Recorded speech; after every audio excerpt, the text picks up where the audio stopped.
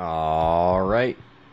Hey everybody, and welcome to Hexiled Gaming. I'm Scott, and I've got another match of X-Wing 2nd Edition here for you on Tabletop Simulator, and I'm going to show you that list. I promise you I am. Between Corbin and Raz. Corbin flying Garvin Drays, Isij Tuketu, and Kyle Katarn. I'm going to wrap my lips around all those names. Raz on the right, flying Wedge, Blue Squadron Pilot, Gray Squadron Bomber, and Arvel Crinid. Oh boy, I should have practiced this before I started. Corbin, let's update the overlay here. We've got a couple shield upgrades that we're going to have to keep track of on Kyle and Garvin. Interesting K-Wing build. It's definitely built as a bomber. The only other time I've seen this specific K-Wing flown, probably the only time I've seen a K-Wing flown in 2nd edition, was this K-Wing, Isij, with Perceptive Copilot. Especially if you're going to be giving away your focus or letting other ships use them, you want some for yourself. But this guy, not so much. He's got Agile Gunner to allow him to change his turret arc in the in phase without using an action. Sabine Wren. Let's take a look at that card real quick, because it's a little different. Setup. Place one Ion, Jam, Stress, and Tractor Beam on this card, which he did. They're down here. After a ship suffers the effect of a friendly bomb, you may remove one Ion, Jam, Stress, or Tractor Beam from this card. If you do, that ship gains a matching token. So he'll drop a bomb, and if somebody gets hit by that bomb, he gets to put an extra little effect on them. So it's not the auto damage that we had in 1.0, thank God. But it is pretty interesting. Never seen it activate. I think I've seen one person use it, but that ship died before Sabine could activate, so see if that if he has a little more luck.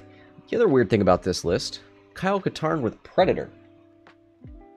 Kyle Katarn seems like a ship that you're not lining up that primary arc a lot with. And he's going to be firing a lot with that that turret arc. So strange to have Predator on Kyle. Let's see here. Raz with Elusive Wedge, R2 Astromech, Proton Torpedoes, makes sense. Intimidation Arvel, Ion Cannon Fire Control System on the B-Wing. We've seen Raz fly this before. We've seen Arvel be a hero. We'll see. It seems like the best target, definitely going to be the K-Wing, maybe the Hawk. Let's see, the K-Wing, both the K-Wing and Kyle are PS3, so is Arvel.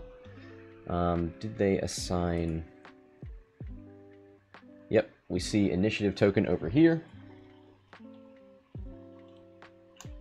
So Raz has initiative. So that means his A-Wing's going to be moving before the Hawk and before the K-Wing. So will be a little bit harder to line up those bumps.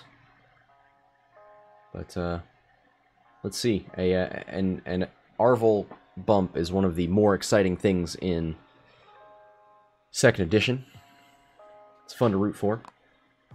It's like a good quad jumper tractor or a TIE Punisher reload. It's just things that are, they're just plain fun. So we see a slam out of Isij. You know, can we get a pronunciation on that? Isij. No, it doesn't look like I'm gonna find a pronunciation on Google. In the chat, if you want to tell me how to say E-S-E-G-E, I'll take your word for it. Bets are live. If you're watching live with me, you can place bets on who you think is going to win by typing !bet in the chat, then the bet ID, 0 for Corbin, 1 for Raz, and then the number of credits you'd like to bet, 100 being the max. So I'll go ahead and place me a bet here. That's just such a funky Hawk build that I'm going to have to go with Raz over here. So I'm going to !bet 100. 100 credits on the rebels on the right. I want to be on the right side of history. All right. So we see the these generics turning down towards the middle of the map. I imagine they're going to turn in here and come after the K-Wing. K-Wing is a little exposed, but I imagine he wants to get up in here and start dropping bombs. This is a big fat bomb loadout. 2 different bombs, seismics and protons, and we have Sabine.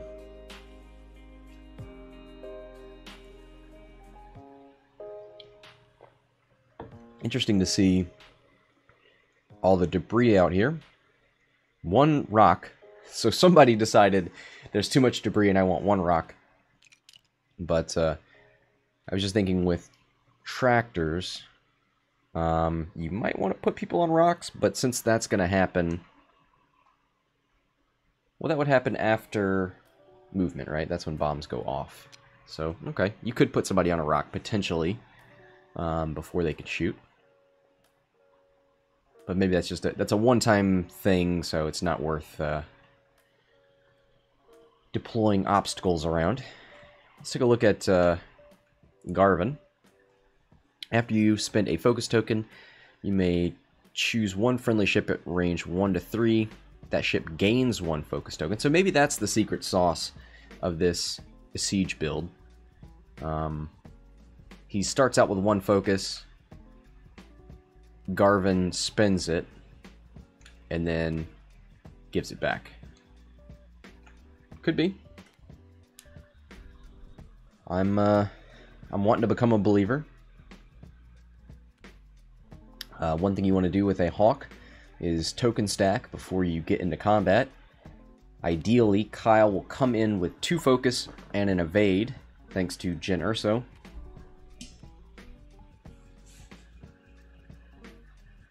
Alright. We've got 1 wedge.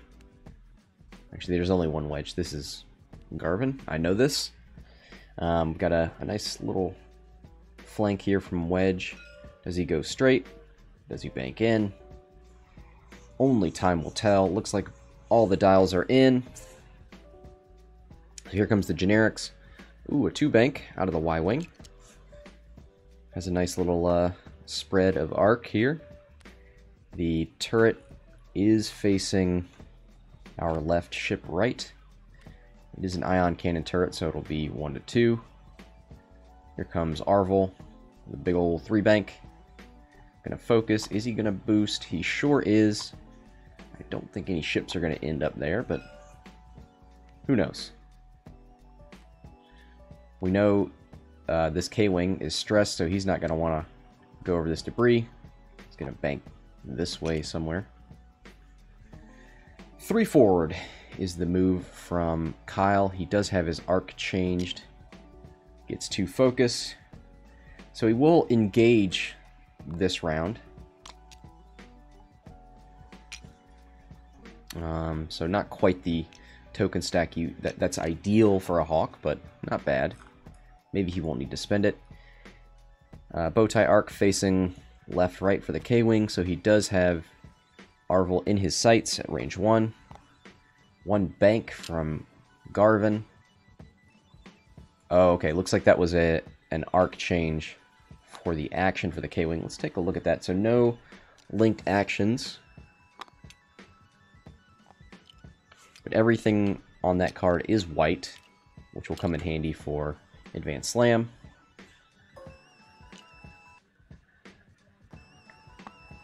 Alright, here comes Wedge, taking a proton lock on The K-Wing.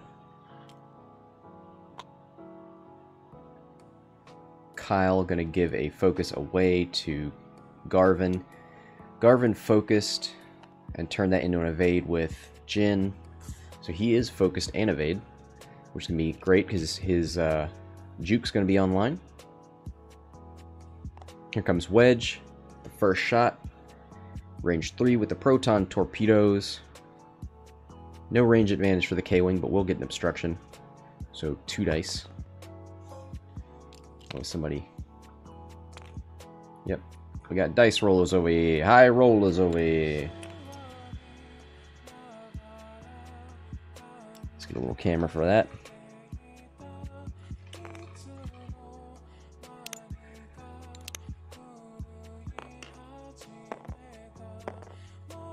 Alright. That's the appropriate amount of dice for a proton shot. 2 hits and a crit. Let's see if he rerolls that focus. Spin that lock. Yep. Gets a focus again. So hit, crit, crit. 1 natural crit and 1 from the proton. Oh, okay, this guy's gonna roll over here. Alright, we'll keep track of that.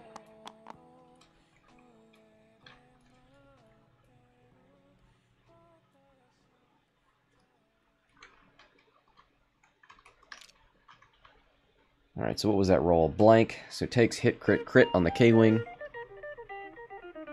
That is all 3 shields gone. Here comes Garvin. 2 hits thanks to the focus.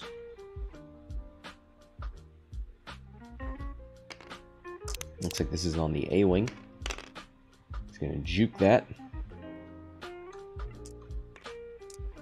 And force the, oh boy. Force the spinning of that focus. So, evaded. But, this K-Wing. Actually, Arvel's gonna get to shoot first.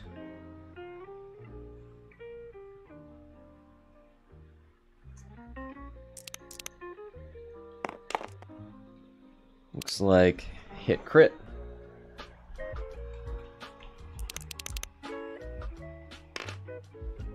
And a blank. Wow. Hit crit going through on the K-Wing. Or, okay. Sorry, I thought he was putting that on the crow there for a second. So that crit is fuel leak. After you suffer 1 crit, suffer 1 hit damage and repair this card.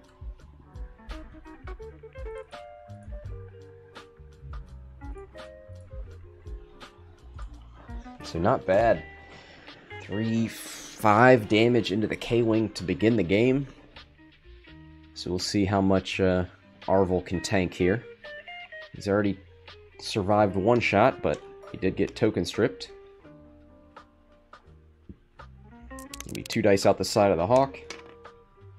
1 crit, spins the focus for hit crit.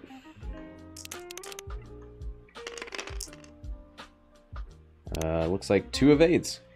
So one interesting thing here, Kyle spent his focus. I wonder if it would have been better to spend the K-Wings, because you get to keep yours around.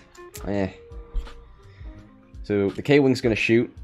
I don't think he's going to kill Arvel. What is his base attack stat? It is a 2 dice primary.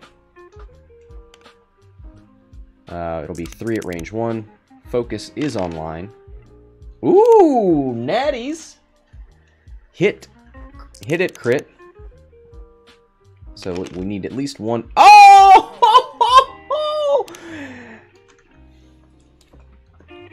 Hashtag rigged.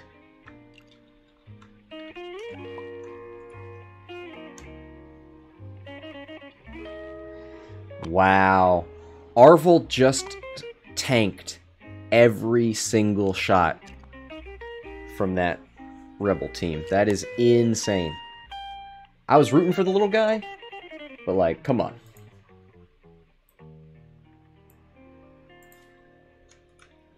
I think he survived 5 damage there? So now the B-Wing's going to take a shot. Only shot he's got is into the K-Wing, and why not focus fire? Hit, focus. And he's going to spend that focus.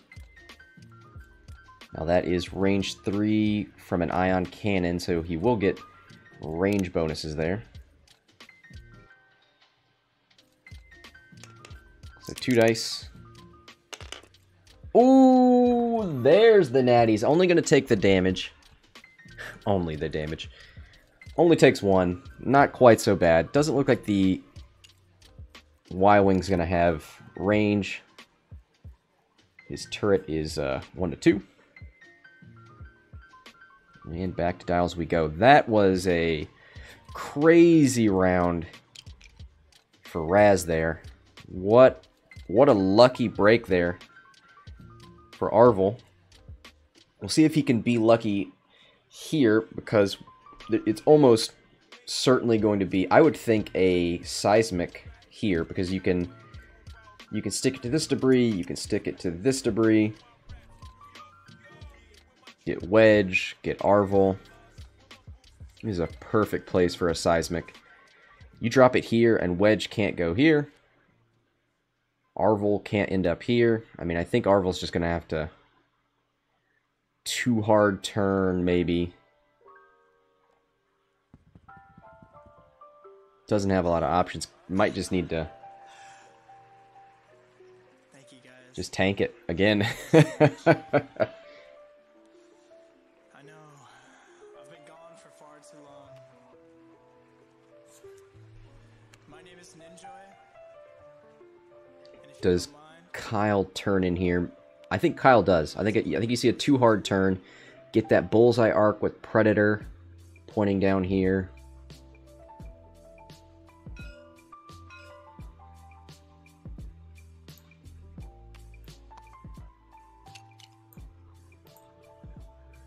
Alright, here come the generics. 1 bank out of the Y-Wing. Just inching a little closer. 1 forward out of the B-Wing.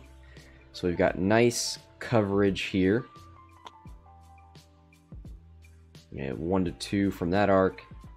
1 to 3 over here.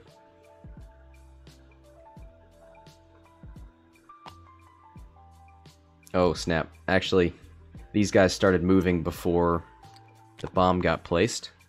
So that's unfortunate, but we're all learning here. Maybe forgetting about the system phase.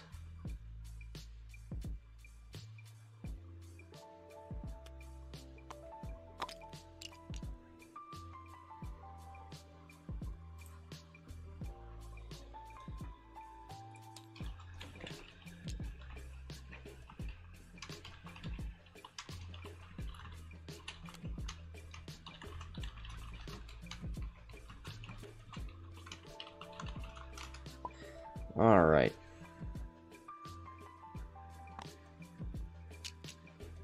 Ooh. Connor in the chat. Predator on a Hawk with Jin. I know. That's what I said. Jin is great on the Hawk, but Predator is a weird decision. This is a fantastic place for a seismic. I love it.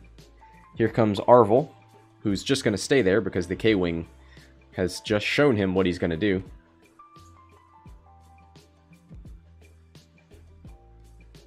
So why move?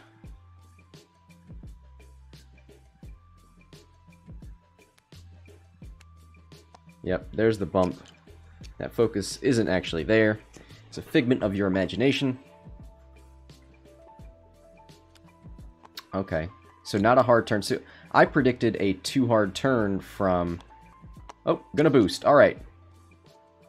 Well, there's the engine upgrade. I don't... you know what? He catches the Y-Wing in that bullseye arc, but I think he's going to take the range 1 shot. Also, no focus here, but I guess he can spin... Nope. There are no focus tokens on the K-Wing. There's a 4 straight from Garvin. who's going to take the focus because he knows he's not going to be able to get a focus token from anybody else.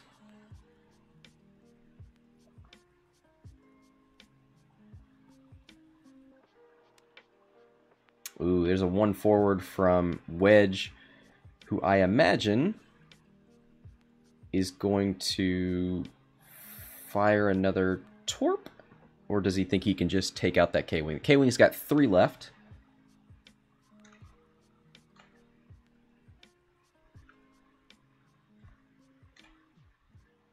Yeah, 3 left. Okay. Just making sure I was counting correctly.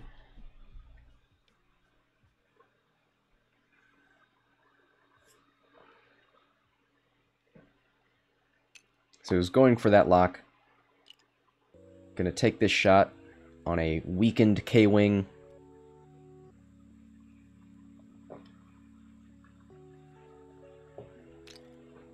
Alright, here comes the seismic. So he's gonna choose this debris. So it's gonna be 1 on Wedge. 1 on Garvin. Oh, he's gonna... Here it is, Sabine! With the jam. Gonna remove the target lock. Nice!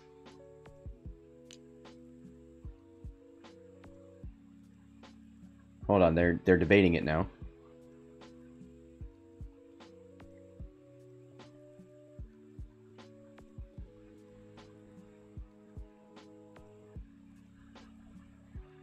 So Connor, who lives in the same town as me, is saying our store has 90% of the stuff.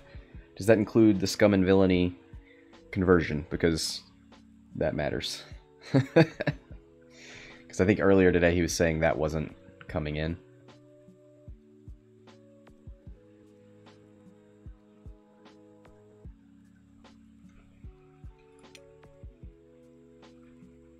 Alright, so they're discussing jam.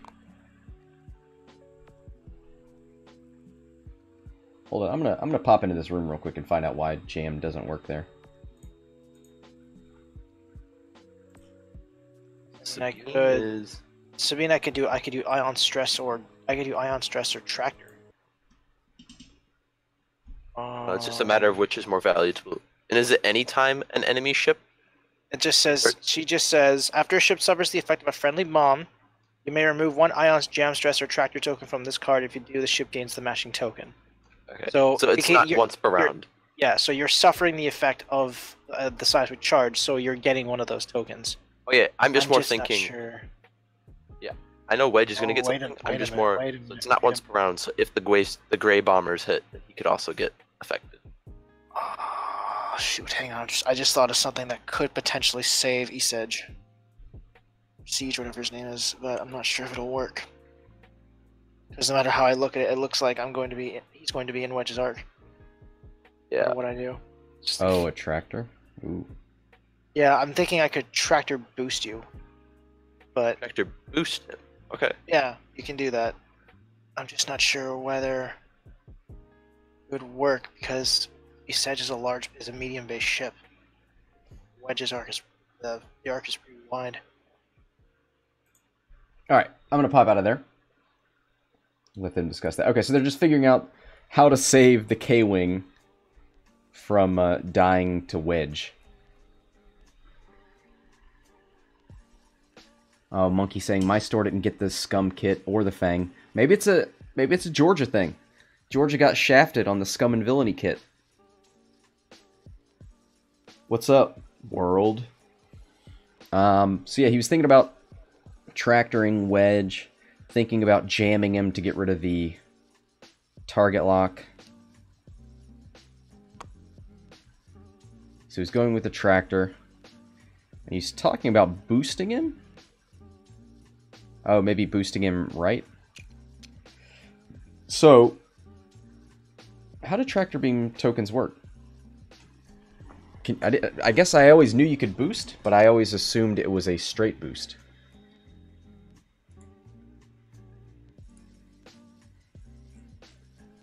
Let's look at the old rules reference.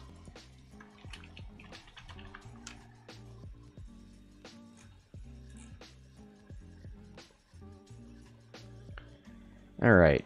You can use the... Oh, you can perform a boost with the 1 forward. Yep. He has to go straight. Yep. That would have been great, though. That would have been the coolest thing. But it does have to be straight.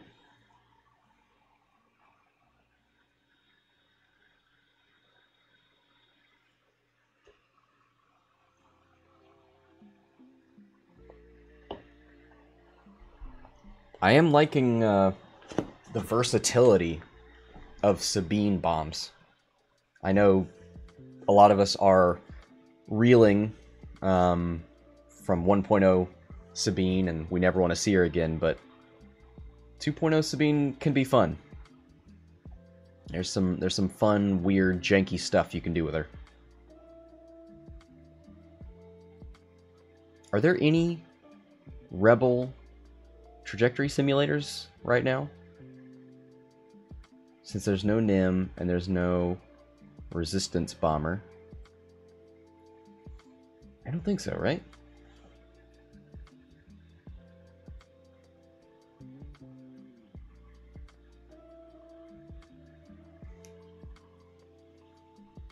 Oh boy. Pause the timer, guys. We're really thinking about this wedge thing.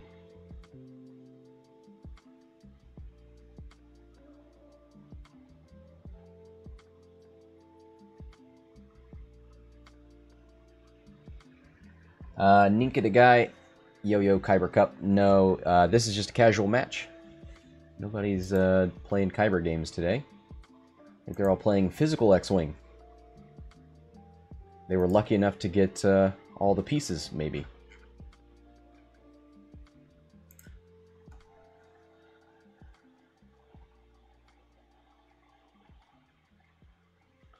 So let's take a look at Sabine here. So you place those things on the card. After a ship suffers the effect of a friendly bomb, you may remove 1 ion, jam, stress, or tractor token from this card. If you do, that ship gains a matching token. So, seismics.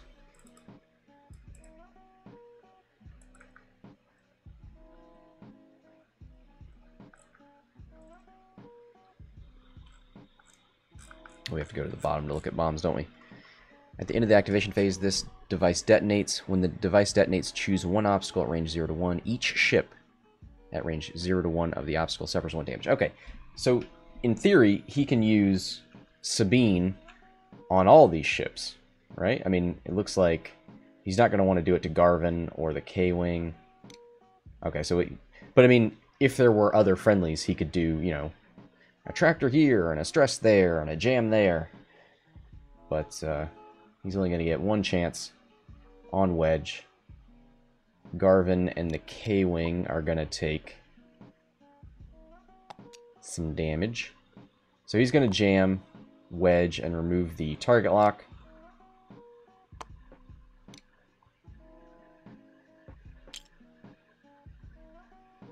Justin asking, can the Ghost or a U-Wing trajectory? The Ghost doesn't have a device slot, right? Do Rebels have a way to add a device slot? I don't think so. I don't know about U-Wings. Do U-Wings have devices? Alright, so there's another damage on the K-Wing. Down to 2. Garvin takes 1. So that's a shield.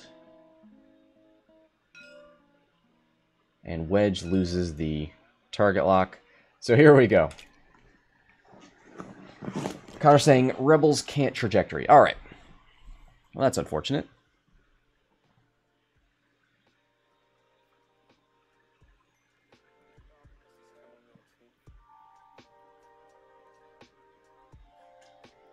Alright, so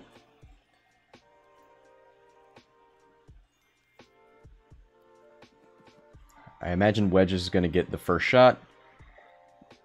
K-Wing's going to suffer from intimidation and Wedge's ability. So 3v0. It would be 1 +1 for range 3, -1 for intimidation, -1 for Wedge. So any dice going through from Wedge mean hits on the K-Wing. That's 2 damage. That's a dead K-Wing.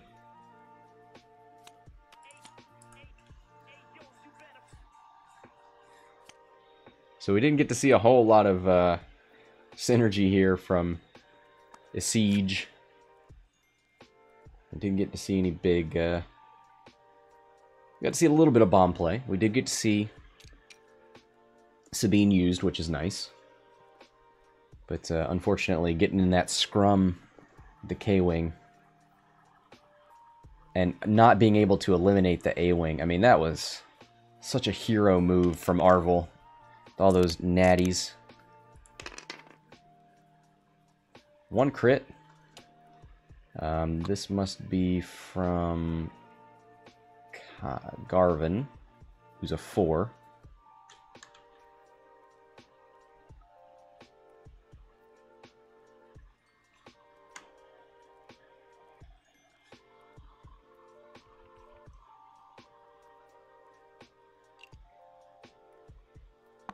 So Garvin still has his focus. So focus evade. And that was 1 crit, so that's evaded. So Garvin's ability, if we take a look at that again. After you spend a focus, you may choose 1 friendly ship at range 1 to 3. That ship gains a focus. So instead of... So he can't do it to himself. Alright. Monkey likes these rollers. I wonder why. Looks like hit focus. It's from the A-Wing.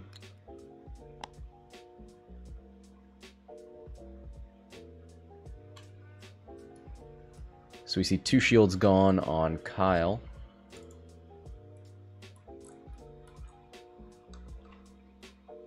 Alright, so the B-Wing's gonna shoot. Nope, sorry, Kyle's got a shot. Is he gonna shoot range 1 into Arvel? Is he mad? Is he? I think he might like the Predator shot more.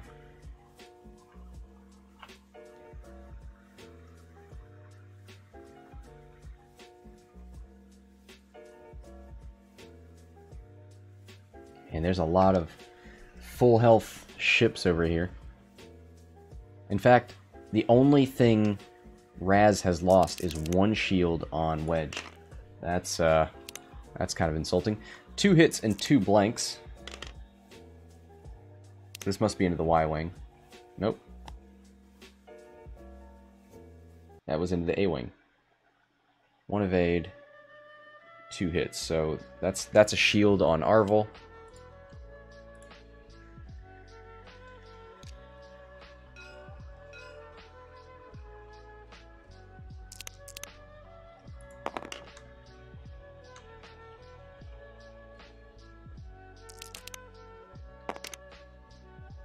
Oh boy. 1 hit, 2 blanks. And that is into Garvin.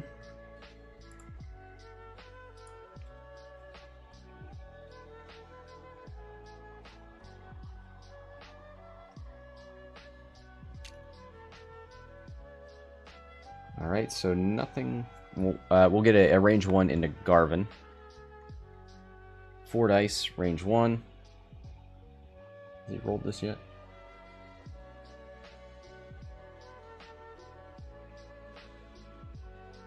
Here we go. Hit crit focus. Does he have a token? He sure does. Might as well spend it. Hit crit.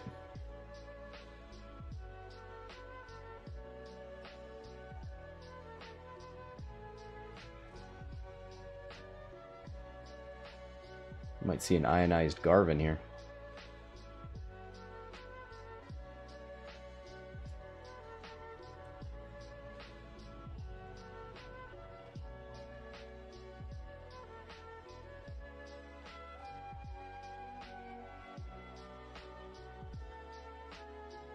Wait. Connor in the chat. Remember when you flew Ventress off the board the other day? Is Ventress what we call a Ventress Fortress?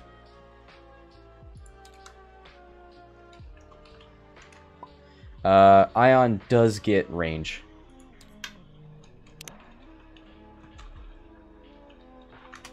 I think the card is wrong in TTS.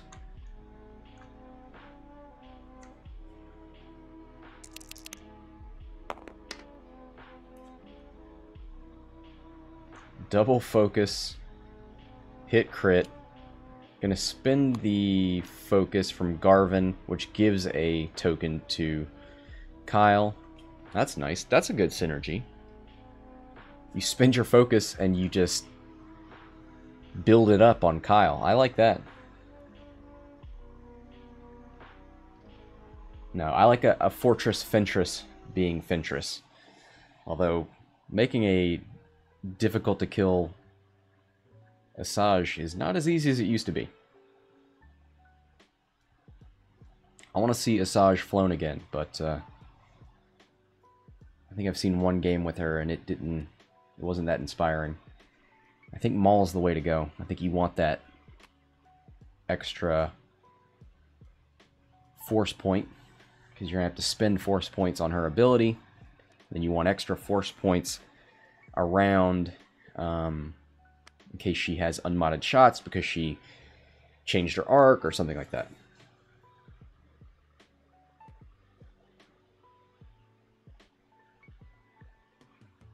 Alright, so it looks like quick planning phase here.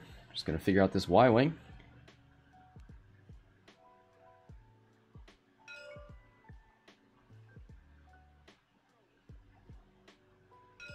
But I do really like this combo of Garvin and Kyle. I think this is really neat. Focusing with Garvin, giving the focus token to Kyle. And I assume... So Garvin says, after you spend a focus token... So Garvin could spend the K-Wing's focus, because the K-Wing says, hey, you can spend my focus tokens like they're yours, as long as you're at 0 to 2. So he could spend the K-Wing's focus tokens, and Kyle would still get it. Could still get it. In theory,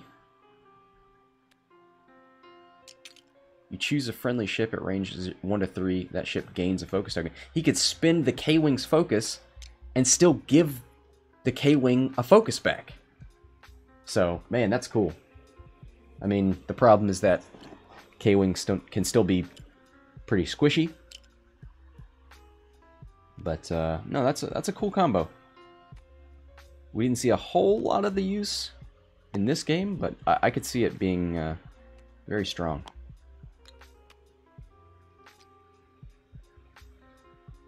Justin saying, is there no upgrade to add a device mod? I think that is sort of a theme in 1.0. There's not really mods that add actions that you don't already have. There's crew that adds coordinate, right? There's no more engine upgrade to get a boost. I believe expert handling can give you a barrel roll.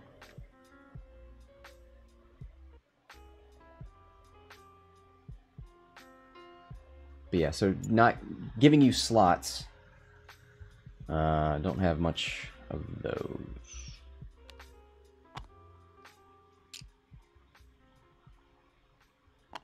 You have titles that can give you things like on the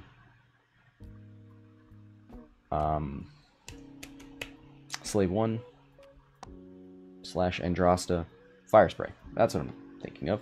So we see K-turns out of the X-Wings. They're both K-turning each other. Oh, come on, don't check arc. What are you doing?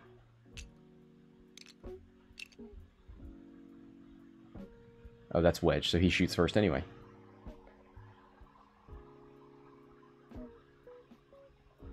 Justin saying he's kind of not liking that. I like it, because I think we got to a point in 1.0 where ships started losing their identity.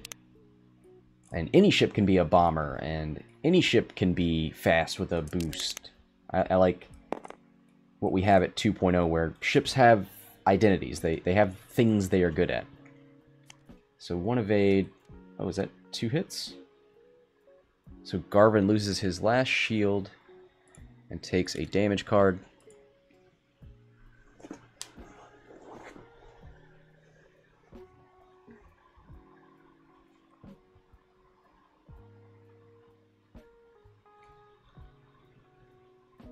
Alright, so Garvin's going to get a chance to shoot back.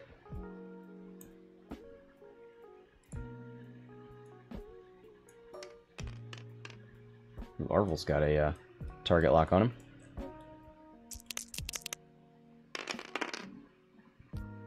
Three focus results. He's going to spend that focus. Give that to Kyle here. Could he... He could change that to an evade, right? Yep, and he sure does. One blank. So this is on the Y-wing. So the Y-wing down 2 shields and a hull.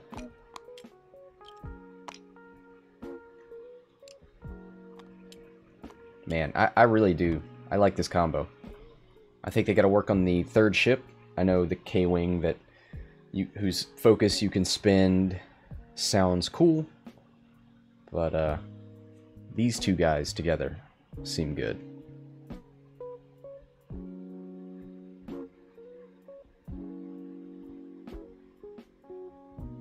Yeah, Justin's saying, I also like the Garvin and Kyle combo. Probably run a more survivable third ship. Maybe even another X-Wing. I mean, there's tons of ways you could slim this down. There's 2 shield upgrades you could lose. Lose Predator on Kyle. Maybe change Juke on Garvin.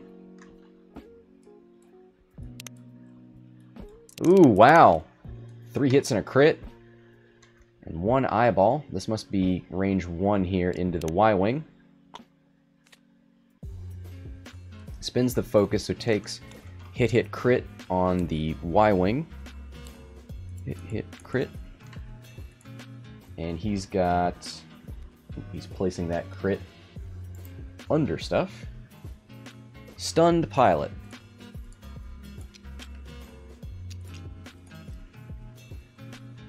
Alright.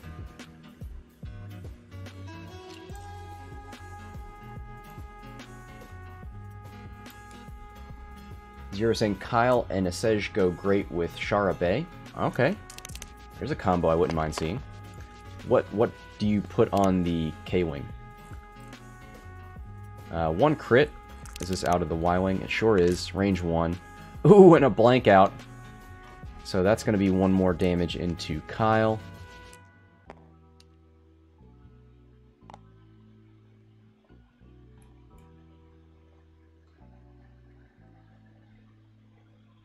Right? 1 crit. Oh, he has an evade token. That's right. That was a clutch Jyn Erso evade. Here's the B-Wing, range 1. Can he get some natties? Hit, crit. That's not bad. He's going to reroll 1 with fire control. Oh my god! A hit and 3 crits. Now this is... Is this a primary or is this an ion? 1 focus. This is into Garvin. Garvin's on 3. Oh, that's a dead Garvin. So that was a primary shot. Look at that B-Wing go. He did have a target lock, so that's what the reroll came from. I like the sound of the cards shuffling in this game. You're saying very little on the K-Wing. He has too many upgrades for something so squishy. Yeah, I just... Oh, so that's going to be game here. Oh boy. Looks like we're resetting the table. So that's it for that game. Thanks everybody for joining. Let's go ahead and award those bets. So that goes to Raz. Oh, I never stopped the bets. Man... That was such a clutch turn. I think it was turn 1 or turn 2 of combat where Arvel tanked 3 shots and lost nothing. And the K-Wing just got nuked in that first round of combat and got mopped up after that. So, unfortunate end there, but a good game. Nice to see some cards we don't get to see a whole lot of, and a great synergy there if those ships can stay alive. So we'll take that with us, learn from it. All right. Thanks for joining me. On behalf of the Hexiled Gaming, this is Scott, signing off. Alright, so that's the end of the archive. Perceptive is perfect on him. Yeah, I agree. I think these guys might be playing another game against each other. Maybe a little rematch. I see some Imperials on the board.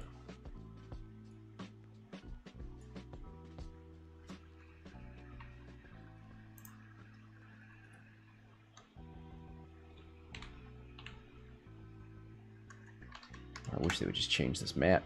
Ooh, the default map. Come on now.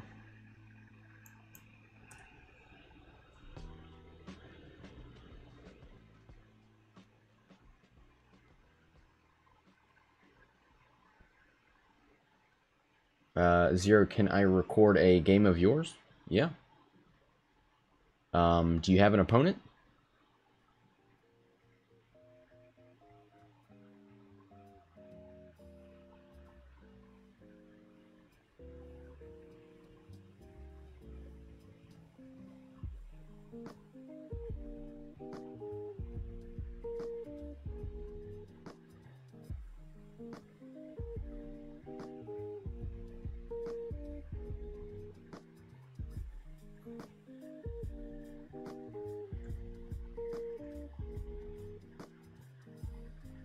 Let's see if anybody's looking in the Discord.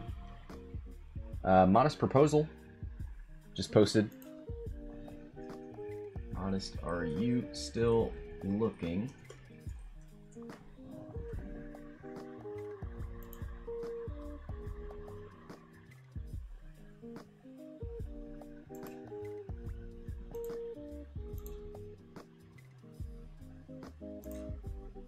Hey, buddy. Yo. Alright. I'm just trying to line up a game, I think. Let's see if Modest wants to play.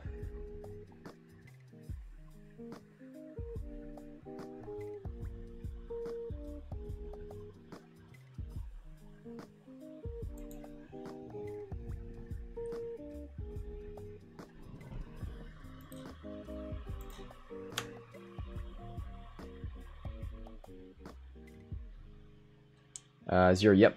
That's the Rexler Merrick Redline guy. Do you want to go ahead and throw a server on, and I'll direct him towards you? Towards me, or are you talking to? I'm talking to the guy in the chat. Yeah, okay. Zero.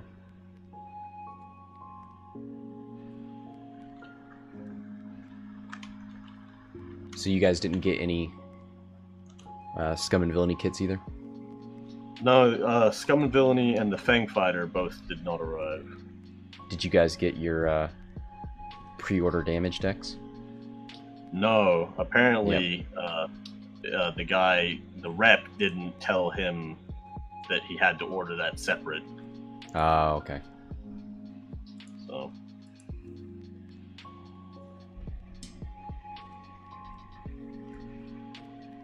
But I expect that pretty much everything's going to be sorted pretty soon here, like within the next week or so, hopefully. Yeah. Well, we were hoping to have a like a launch party on Saturday, but the hurricane and these shipment problems kind of put a damper on that. Well, we're still planning on having ours on Friday. You want to head up to Augusta? Yeah, I think you guys are a little safer than us. Hey, how's it going? Yo. Yep. It's Zero. Yeah, I see that. You want to throw a server together and we'll join you? Do you want to get him to do it? Just because my tabletop simulator seems to crash sometimes, so. I'll make one, actually. And I'll invite both of you. Yeah, I'm still getting over strep throat, so my voice is kind of shot right now, as you can tell. That's cool. Can the stream hear us right now? They can. I'm actually going to take us out for now. Okay.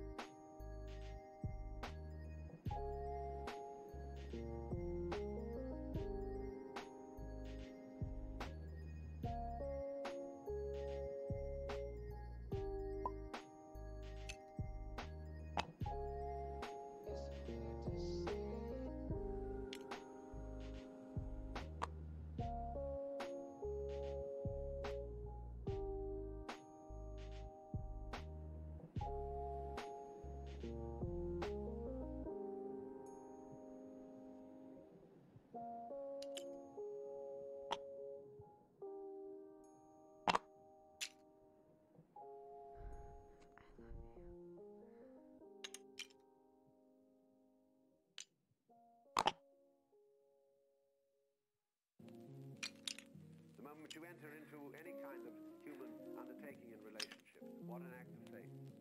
See, you've given yourself up. But this is the most powerful thing that can be done. Surrender. See, and love is an act of surrender to another person. Total abandonment. I give myself to you.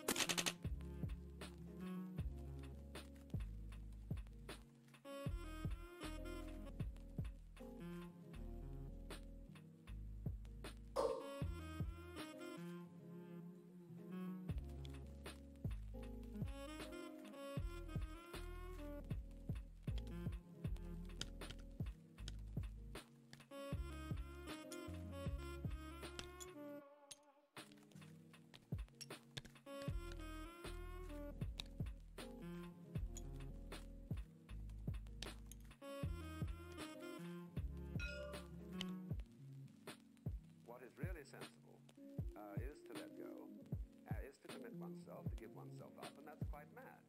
So we come to the strange conclusion that in madness lies sanity.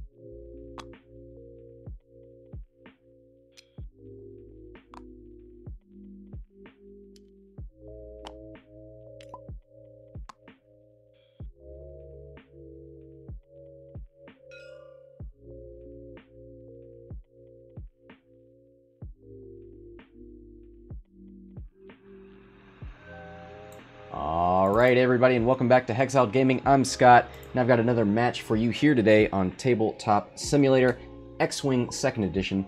And joining me today is Monkey. Monkey, how you doing? I'm doing pretty good. How about yourself? Good. What do you think of these lists? There's some funk here, there's some stuff I haven't seen before. I haven't seen Shara Bay. What do you think about these? Well, Shara Bay can be really good. I think that this list, the list with Shara, has a lot more synergy, and so if all works as planned, it's gonna probably do amazing. But if he loses like Shara a bit too quickly or something, then the list is gonna really have a hole in it. Right. How does Shara fit in here? She can spend a lock to add a focus result, and then spend like the K-Wing's focus. Is that how that's working? She's going to be able to get 2 target locks, which is good for her, and also when defending, get a target lock back, which is very useful for her because when she is doing her attack, she can spin the target lock to add a focus, and then that focus can be on the siege, and a siege can also be getting focuses from Kyle, who can just sort of, stock them up like a battery. Absolutely. Okay, that is a good point. On the other side, we've got some more Baron ships. We've got Aaron Kraken, who can give, after you perform an attack, you may choose one friendly ship at range 1. That ship may perform an action, treating it as red, so he can give actions to somebody like Wedge, who might have target locked. Maybe you can give him a... Actually, Aaron's 5, so that wouldn't work, right? So who do you think he's looking to give actions to? What that's useful for is Tin Num, because he can make the action red, meaning that he can force the stress on there, which Tin Num wants to have. Okay. But, good point. But Arian being a higher PS means that he's going to move and do. That's good. Yeah, because so Tin Num can like move and get a target lock, and then Arian can give him a red barrel roll or something like that, and then he has a stress and a target lock, which is very useful for him. Yeah, totally. We've got Dutch, who's handing out target locks. After you perform the target lock action, you may choose one friendly ship at 1 to 3. That ship may acquire a lock on the object you locked, ignoring range restrictions. Alright, so that's good. So yeah, maybe you would see a focus from 10. Dutch could give him potentially a target lock, and then Aaron could give him a barrel roll. I mean, he could use almost every action on his action bar. Yeah, I mean, and there's some great synergy options here, but it's not as set in stone as the other list. Like, I feel like these are more versatile synergies. Right. What do you make of this joust here? Who does this favor? Well, I think Modest is throwing more dice. Right. Also, he has more evade dice, so theoretically, he well, maybe not. I don't know. It's hard to tell. We've got. Although he does have the PS thing. All of his ships placed after the other guy, so after 0. So that means that he's going to be able to. That's very useful in a joust, because the first guy 0 will move all of his ships forward and be out of range of target locks, and then Modest will be able to move his ships forward and get all the target locks. Right. So. Well, I guess the one exception would be Magva, right? Magva will give him target locks after the defense. Shara's a 4, though. That would help her against Wedge and Aaron. It's an interesting barrel roll choice. Yeah, that's kind a of in weird an one. Awkward position for that rock. So that's expert handling for Shara, right? Yes. Normally that would be a red barrel roll, but expert turns it into a white. Oh, that's a good point. You have to have... So that's a theme we see in 2.0 with stuff like engine upgrade and expert handling. These don't give you those actions, they turn the actions you have white. Mm-hmm. Tactical officer is another example. Gotcha. Turns a red coordinate into a white coordinate.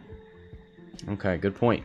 So somebody in the chat was talking earlier about the inability to gain things like a device slot, like you used to be able to with Sabine, and it seems like that is a theme in 2.0. Like you're not going to radically change the ship anymore by adding abilities it didn't have already. Yeah, the only exception to that, I mean, that used to be much more prevalent in 1.0. The only exception to that general rule is that titles can still do it. Titles like Havoc and stuff can remove upgrade slots and add upgrade slots.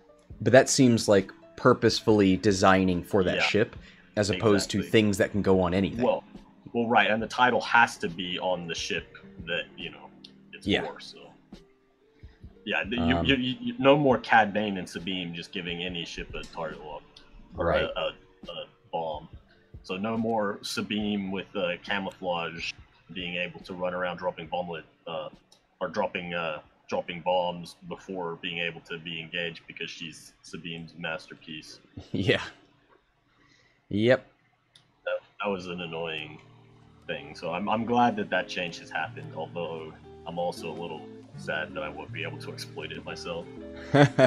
No, I like it. Right now it just feels like ships have an identity and you stick to it.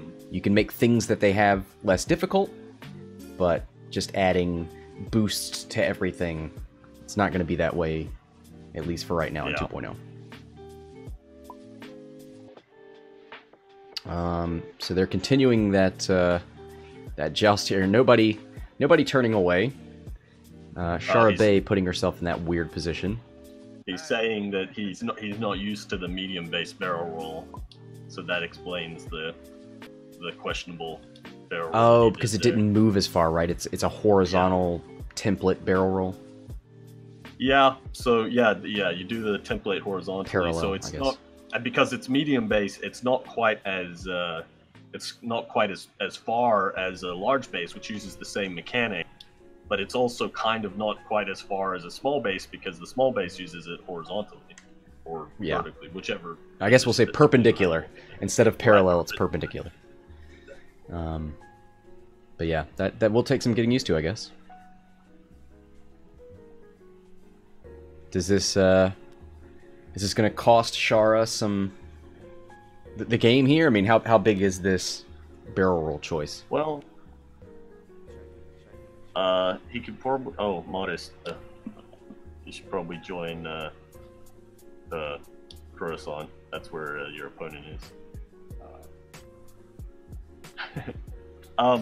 So I think that he really has two options here. He can either do just power through it, doing like a straight or maybe a free bank to the right. Right. Which is not a great option because he'll hit the rock and he'll lose his action, which kind of sucks. Or he can turn away to avoid the rock, which means he might not even get a good shot this round, which also sucks. So yeah, Shara is definitely in a bad place right now. Does Shara have in this initiative? Go ahead. Does Shara have a 1 hard on her dial? Let me check. Because I'm just like, you could stay relatively close to the battle and shoot out the back arc, although you only get 2 dice out the back, right? Yeah, I'm not sure she does, but let me see. There's a dial over here on the table. I just don't know who this belongs to. Yeah, I didn't see when they pulled it. That is a real shit dial too.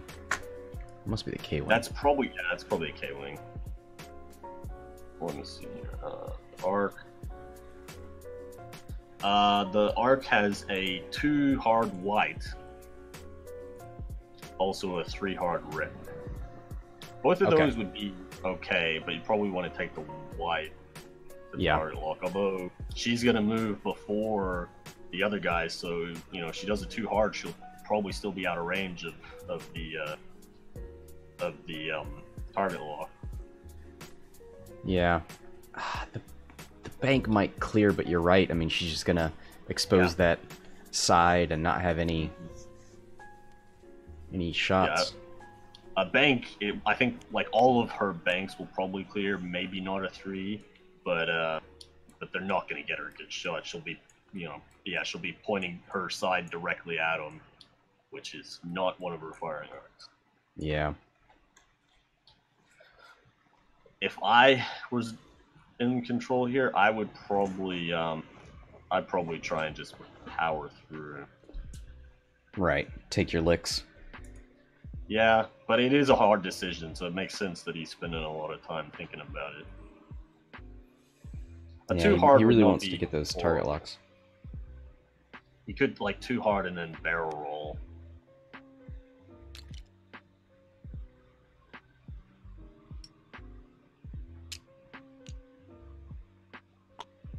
So the idea, he'll move Shara up. Shara's gonna shoot after Wedge. So if Wedge shoots Shara, Magva gives her a target lock. Mm-hmm. But it's important to note there, it's acquire a target lock, not perform a target lock action, so it's only the one. Oh, okay, so you don't get R3 to trigger after that. Okay. Correct. Yeah.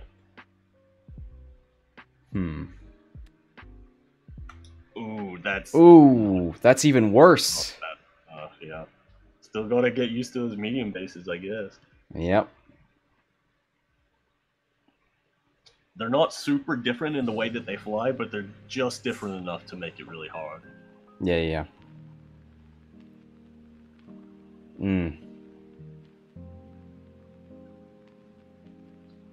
Is he gonna... Are they letting him change it?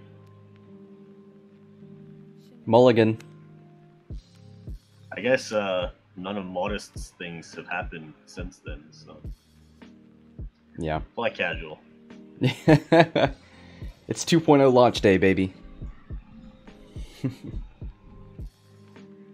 He does hit the rock. Yeah.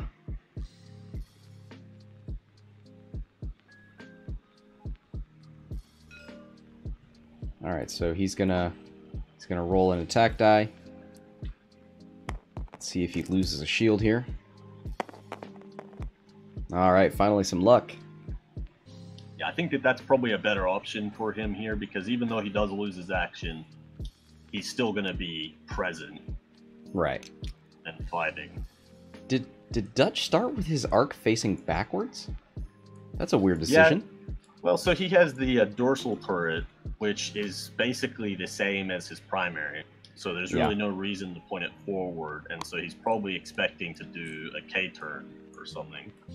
I would have just thought out the right to keep anybody that moves past you in your firing arc.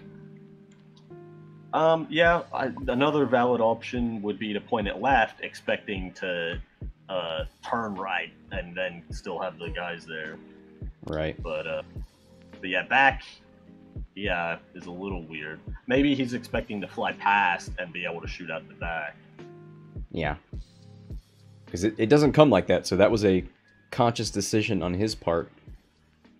Well, yeah, when you place the ship, you have to decide which way you want to point it. So. Right. I mean, hey, I've been guilty of putting that ship down and then remembering turn 3 that I never adjusted it. So I know it starts out pointing forward when you spawn it. So he changed it.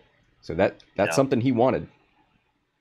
Well, and it's not necessarily a bad option. Like, I mean, it kind of, one of the things about the arc is that if you're not going to rotate it later, if you're positioning it based on how you're going to fly, which is what you do, you know, you point it left, that means you're turning right. You point it right, that means you're trying to cover that side. You point it back, that means you're trying to fly past or K-turn. Yeah. It broadcasts what you're doing. So having it in that position from the beginning, everyone kind of knows what that ship's doing. Right. And the Y-Wing doesn't have any linked turret rotate stuff, right? Oh, he just has just the white turret rotation. Okay. He could use Aaron. Aaron could give him a turret rotate, right? I mean, I don't think he'd want to, but it's a thing he could do. A red one, yeah.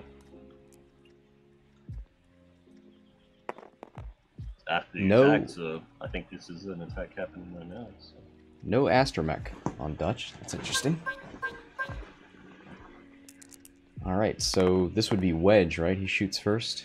One hit, 3 blanks, he's going to spin the target lock. So, this is a proton on the K-Wing.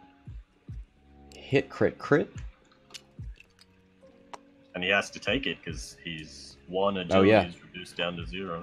Yep, you're right. That's all the shields gone on that K-Wing. So Shara at least not taking the brunt of this. Let's see if he remembers to flip one of his charges.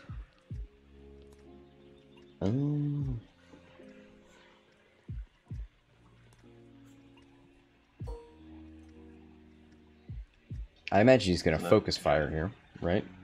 That's the smart thing to do, because, like, the Shara and Essage are definitely the threats here, and both of them have a decent amount of health to them. So focus firing is definitely a smart option. So here's a blank and a focus, and if we look down there, it looks like Essage got an evade from Jyn Erso. Yeah. So Perceptive Copilot, double focus, turn 1 into an evade. Yep. So Aaron opts not to spend the focus, gives an action to 10 Numb, which is the target lock. Or does he? Which is red. No, he gave it. Yeah, okay. Yeah. You're right. Yeah, he gave Tim Num a red target lock, which is good because now Tim Num has both a focus and a stress, which he can basically use the same way. So Dutch took a target lock, and he must have given a target lock to Wedge, right?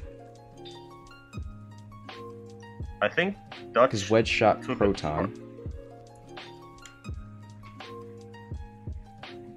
Oh, yeah. Yeah, you're right. That's probably what happened. Because So Wedge did had he move had up? a focus. I wasn't paying attention. Yeah, I didn't see if he must have spent a focus token for that attack. I think. Shara's gonna get to shoot. Yeah, I think he focused. I think he rolled a hit and a crit and a focus and a blank, and then he focused it into a hit, and then because of the torpedoes, Right. proton torpedoes, he changed 1 to a crit. So who do you shoot with Shara? The B-Wing's a nice target because it's only 1 evade. The Z isn't super defensive, but the Z and Wedge have already shot. Wedge doesn't have any mods. What do you think? They're asking us if Wedge spent his his focus. I think we agreed that he did, right?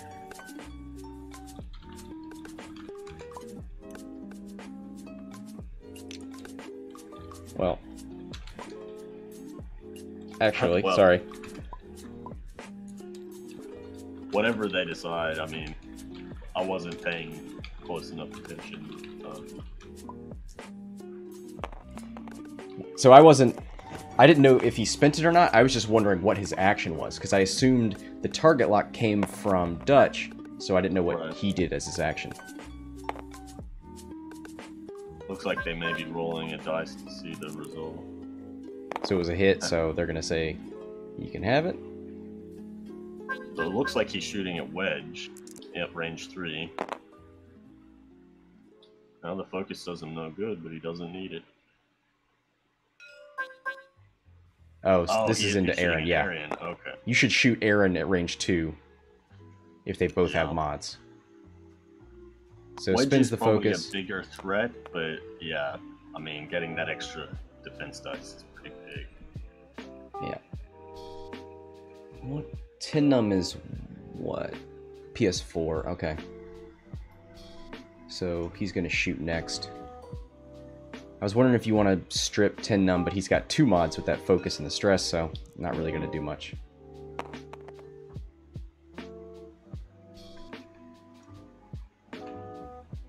I guess that's why it was important that they figured out about Wedge, because if Wedge didn't have the focus, then it probably would be worthwhile going after him at range 3. Right. So here comes Ion Torps from Dutch. 2 focus and 2 hits, is that right? He's going to reroll. Nope. Hit, crit. Oh, 3 hits and a crit. Nice. Man, that was a hell of a reroll. Ooh, 1 natty evade, though. So actually, these are Ion Torps. Yep, so each of those that go through are going to be ion and 1 damage. Yep, so one damage and then 2 ions. Yep, and that's a medium base, so that's going to move him. Yep. Luckily for Zero, the only action he can do when he does an ion move is focus, and he still gets his double focus from Perceptive. Right. So it's not too bad for him. Yep, here's this is 10 num, 3 hits. I assume he's shooting the K-Wing as well. Yep, there's the 1 defense dice. Oh, wow. Hey, Just Amanda has subscribed. Thanks for the subscription. Welcome aboard. We are 1 subscriber away from our new emote. Alright, so Kyle. Oh boy, this is maybe the Y-Wing? It's anybody. I mean, he's still got full health on that side of the board. I'm just trying to think who are you more guaranteed to get damage through on? I think a single evade with no mods, Dutch, is probably your best bet. Tennum has a focus. Aaron gets 2 defense die. It'd be 3 because it's range 3. Yeah. Yeah, so I think that the Dutch is the easiest one to land hits on, at least. Yeah, absolutely. But he chose to not spend his focus by the looks of it.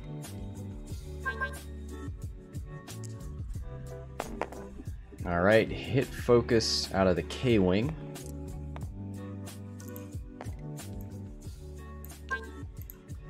So spins it, 2 hits. He's going for the Y-Wing, it looks like. 1 evade. Yep, Dutch takes 1. So one of the things that was going to happen because of the ion, he will get his double focus again, but he won't be able to target lock, which means he won't be able to do his proton. Yeah, and he was so excited about bringing those.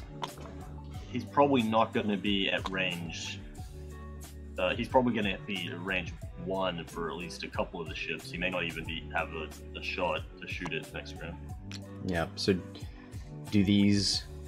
does Modest just slow roll and take that range 1 shot, or does he move past him?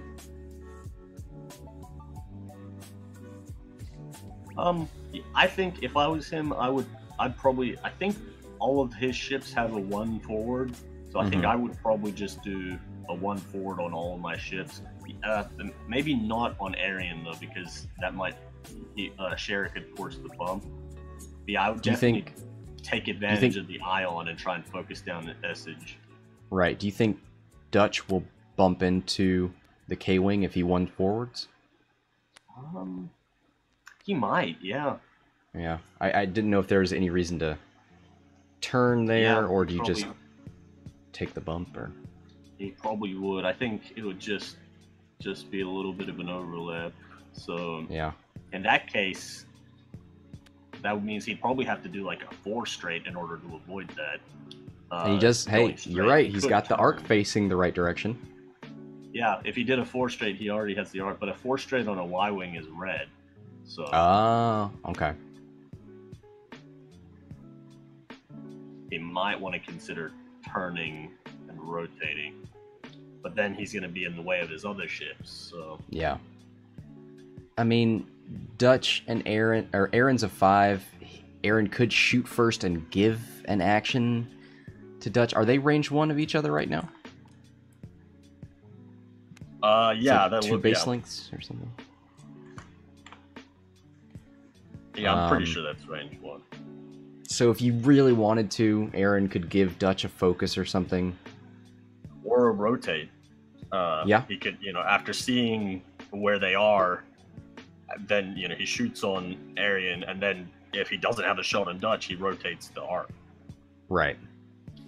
Probably be a smart move, because then that way, if he rotates as his regular action, he may misgauge where they're going to be, so that's a good action to leave until the end. Alright, so looks like Zero's ready. And looks like all the dials are down for modest. Just gonna think about this K-Wing real quick.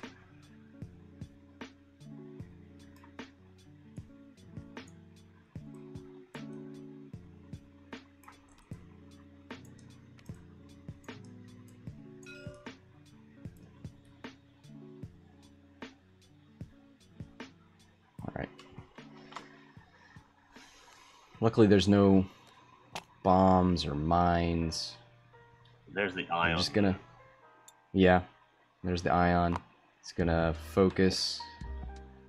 Double focus, yep.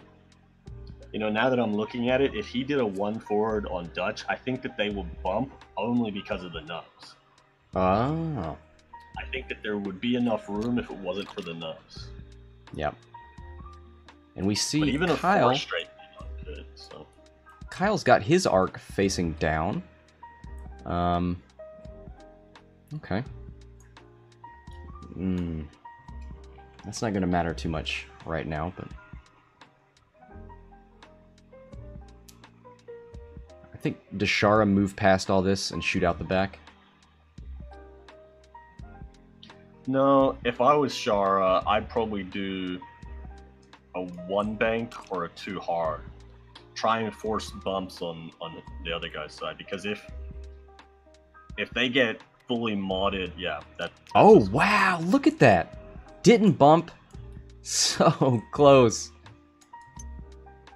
Yeah, because now he's probably going to try and slow roll to get to just destroy the K-Wing, and by doing that, he's making it so that he's going to do some action denial by forcing bumps.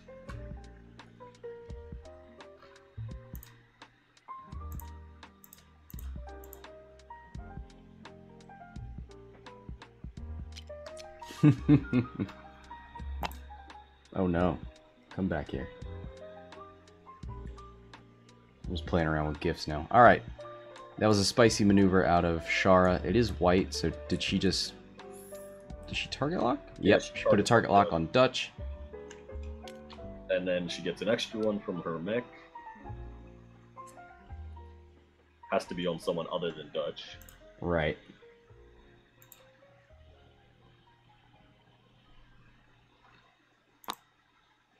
So in that instance, you put the target lock on somebody that's going to shoot you, right? Because you can spin that to get the focus result.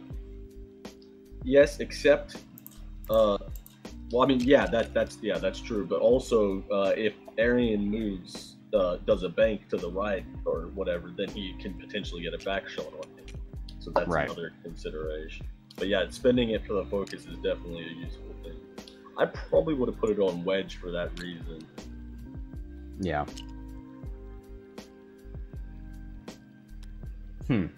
Well, if Wedge shoots you, you don't get to roll. So do you still get to add a focus result?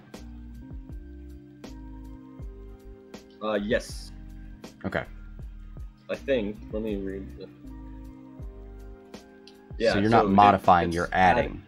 Yeah, add a focus result to your dice results. That's the same as adding a die and changing it to an eye immediately. Gotcha. Okay. So, nice. But it doesn't have a shot on Wedge. So this is a real cluster here. Yeah, even though he did deny a bunch of modifiers, I think all of them are still going to shoot at the K-Wing. Maybe he denied arc on Arian. Right. Maybe. He might just have the tip. And an X-Wing, just the tip counts. Gross. Oh, you had to go there.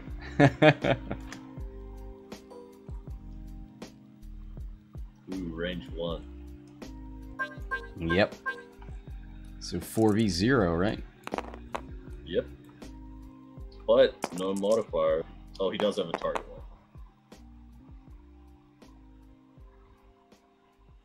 How did he get that target one? So 1 hit, was that... Did Dutch give him 1?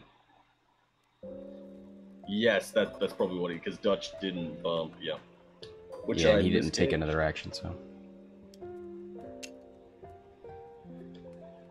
Alright, so 2 damage cards. on the K-Wing. Ooh. Does just barely arc dodge. So it doesn't look like Aaron has anything to shoot. The Hawk? Yeah, if he didn't have the Hawk, then he's got nothing because he's touching Shara. Yeah. And is it after you attack? Yeah, so that's basically also denying the ability of Arian. That's awesome. Ooh, Mark in the chat. Thanks for joining me. Alright, what do we got? 2 hits and 2 crits. Is that natty? Are those natties? Gonna add a result? No. Yeah, is this from Shara? Yeah, he can add the he can spin the target lock to add the eye result and then spend his focus to change it to a hit. Yeah, is he shooting into Dutch? I think so. Yeah, that's. It can't be 10 numb because 10 numb is touching. So, yeah. Ooh, that's rough. Wow, all of that goes through. Jesus, what a hit! Him if he gets 2 direct hits.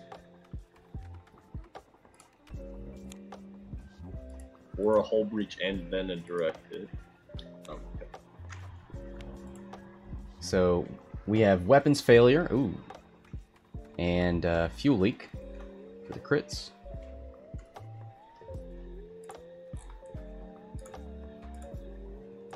Man, hell of a hit there from Shara, who started off with a rocky start, turns it around, and just half-pointed Dutch there.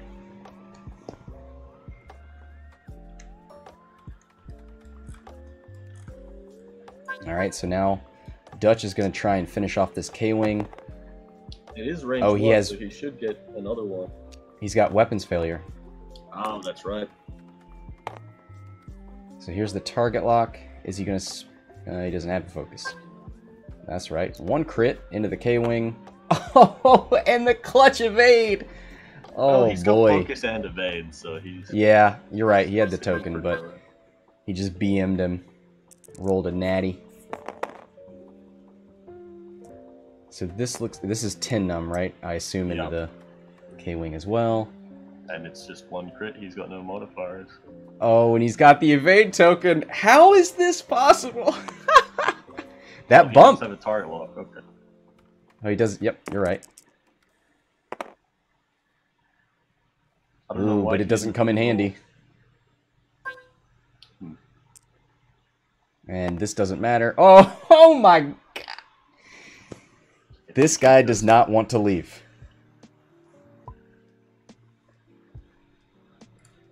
That forced bump maneuver was definitely the game changer. Oh. Okay, so 10 num bumped into Shara, not the Hawk. Alright, I see this. Yeah. That was such a clutch maneuver here from that arc.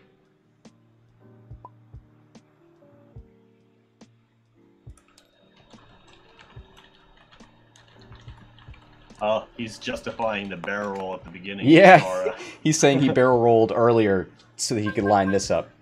You know, 3 turns ago or whatever. 1 hit and 2 focus. Who is this from? Is this the Hawk? This is a Essage shooting. Probably at the Y-Wing. Yep, that gets him.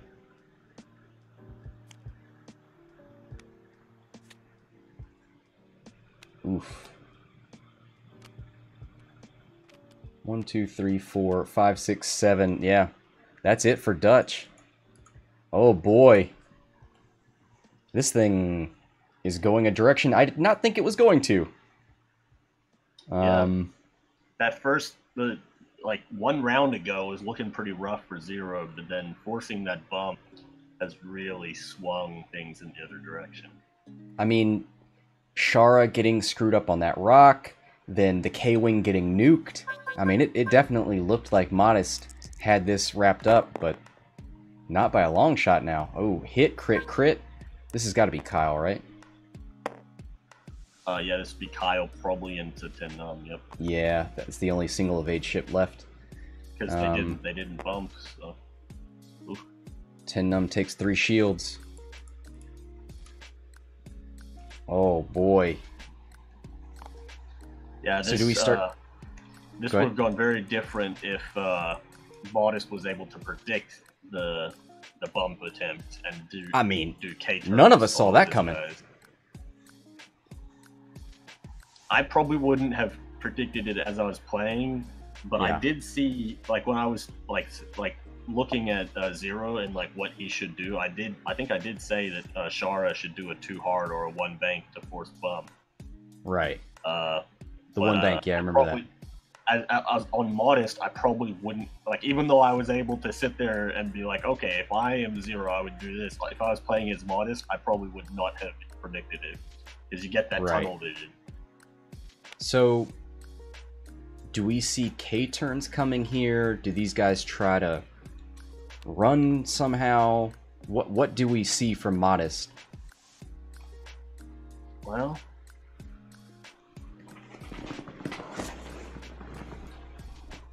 Well, so his guys move after, so...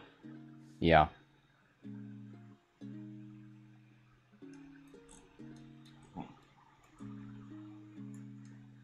Num is in a kind of shitty position. I don't remember what option. I know it has a 2K. Yeah, he's got these nice little short turnaround maneuvers, but they're not great in this instance.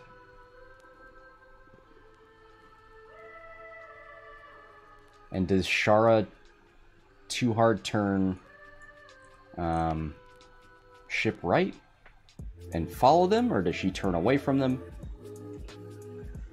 That's 1 Talon roll. That's it. Yeah, it's a little weird.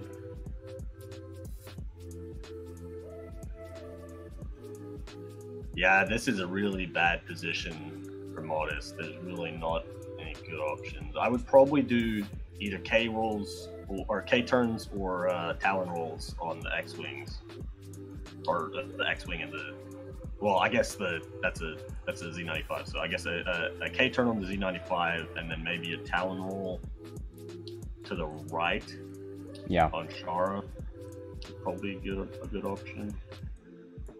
And then you could probably do a 2K on 10 Num, and then at least all your arcs would be facing the right direction. Because remember that all of Zero's ships are going to move first. So if Shara doesn't move at all, then a 2K might. I think. I don't know. No, a 2K would fit because the medium base is 1.5. So yeah, a 2K would fit. Yeah. From the B wing. That's probably his best bet. And then if he does the Talon roll on Wedge to Wedge's right, then he won't be hitting the other guys. So yeah, that's what I would do. I'd do a K turn with Arian, a 2K with 10 Num, and then a Talon roll with Wedge. If you Talon roll with Wedge and a Sedge just does a 1 forward, you got nothing to shoot at. Well, yeah, but Kyle is going to move forward. I guess if both Kyle and Shara move and intentionally bump, then yeah. Kyle's got a stop maneuver, but there's no reason to do it.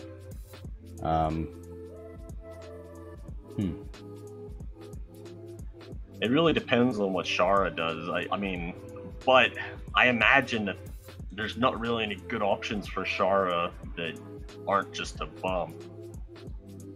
He could turn to the right. That would actually be good for him. If he does a 2 hard to the right and predicts the 2K from 10 Num, then 10 Num would bump. He still has his back arc. And then forward arc if they go too far forward. That would probably be a good choice for him. And then with this message, probably just a forward maneuver. And you can turn your arc if you have an idea of where these guys are gonna go. Yep, 1 forward, perfect. Actually, he has the back arc. Do you focus here so that your people can spin them? At this point, you're just a focus battery, right? I mean, yeah, it's like with Perceptive Copilot, it's really hard to choose anything other than focus. Yeah, he goes for the evade, which I don't think he needs. I think you focus here so that your other ships can use it. I don't think you're going to be taking... Well, you know what? Never mind. He's on such low health. If we see a successful K from Wedge, he's going to want that evade. Well, you can't spin it from Wedge, right? Because you wouldn't be rolling dice, and that evade token modifies the dice. Yeah. Exactly. Yeah, you can't spend it against Wedge. But if Shara did that too hard to the right, there's a good chance that he's gonna block Tidnum or Wedge if either one of those guys did a K turn. Yeah.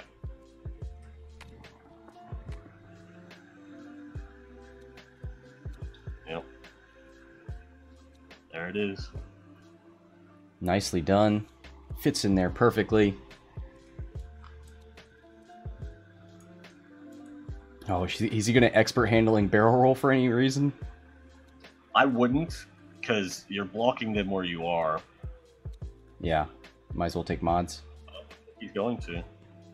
Ooh, spicy. I mean, you're still blocking, but I would have taken the 2 target locks. Yeah. Oh, I guess now he's also blocking Arian, which is... Ooh! Look at that! That's Look a at good that one. Talon roll. It fits! He knew that the K-Wing was at least going to do a 1 forward, and that he would fit there. Alright, well, 2 bumps from Shara. At least it wasn't a K turn out of the Wedge, so... And you know what? He I did. think without the barrel roll, Aaron would have gotten a shot with that 1 bank. So this actually forces 2 Yeah. bumps. Kyle's got his arc facing backward, so he's ready to... Oh, he's got 10 numb, so that's actually pretty good for him. He blocked 2 attacks, and he still gets the shot, so... Yeah, that's crazy.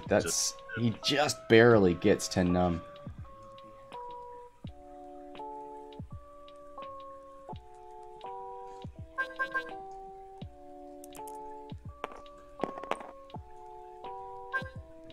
Oh, these guys are rolling. I should find these dice.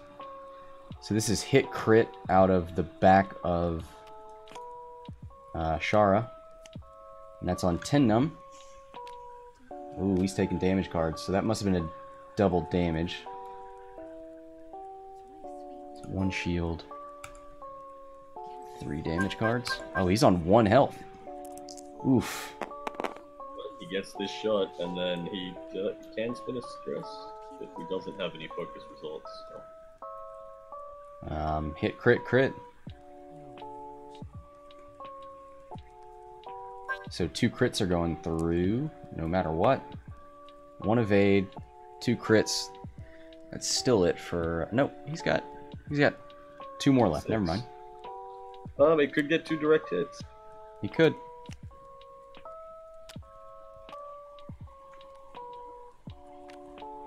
Fuel leak. 2 crits.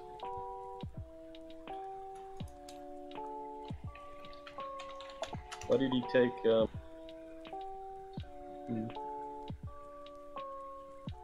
They're looking at it. There it is. That's important because if he had gotten major hole, Yeah. then the next one- Fuel leak was the second one. The first one he drew was weapons failure, so fuel leak doesn't proc. That's why the Right. order that you draw them is important now. But weapons failure is going to matter here. I know. Means he's only throwing 2 natties at the back. That's probably still enough to kill him. Yep. You're right. Oh man. Says screw your weapons failure. Means nothing to me. GG Tindum.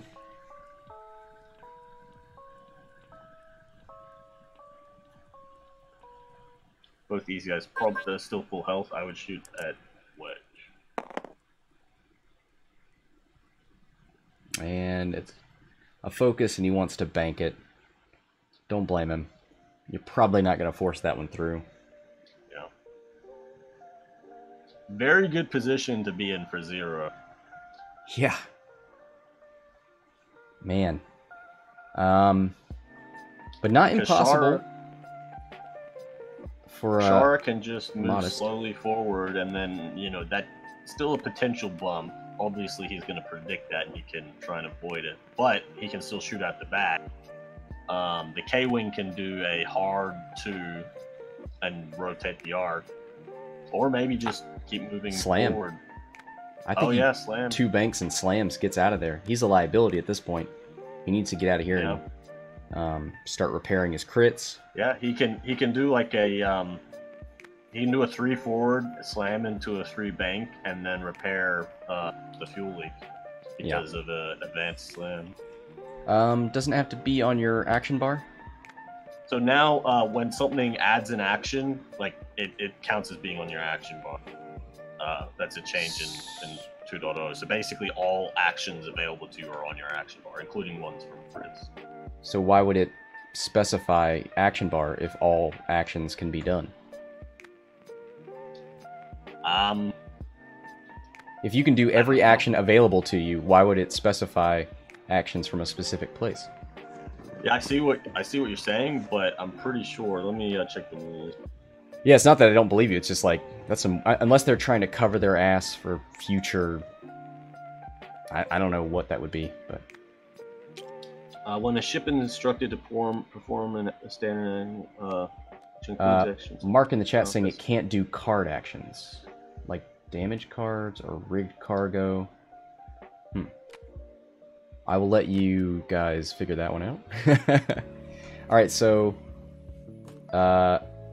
Essege moves forward 3 and then repairs fuel leak. So I figured it out.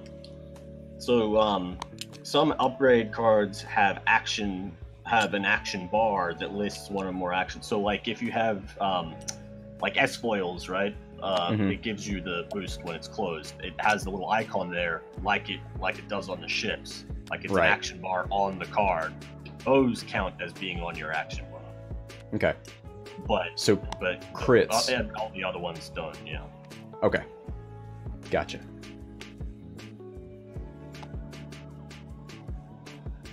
Or gonk. Get good. Oh god. Mark's telling people to get good. That's embarrassing. I think he almost won a tournament at a store of, what, 4 people? Yeah. Alright, so Shara turns around. So it doesn't slow roll. Interesting. And I thought these X-Wings were definitely going to try and turn around and come after that K-Wing, but maybe they saw a slam coming and decided it wasn't worth it. Why did he barrel roll?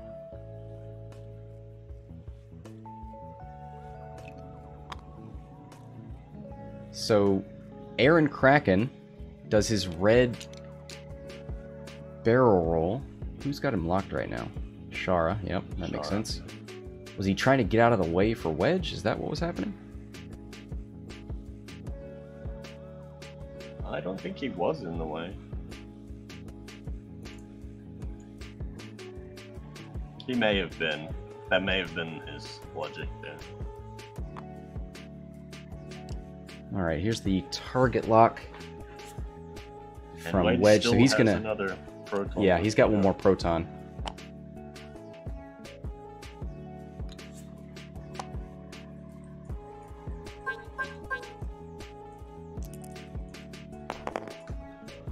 Alright. Hit crit. Doesn't have a focus token. This must be... Is this... Who is shooting first? Because Wedge should be.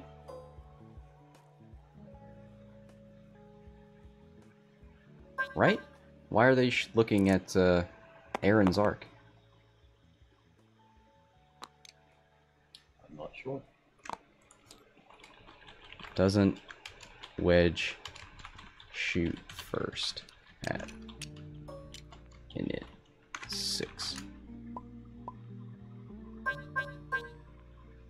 Did he fire and...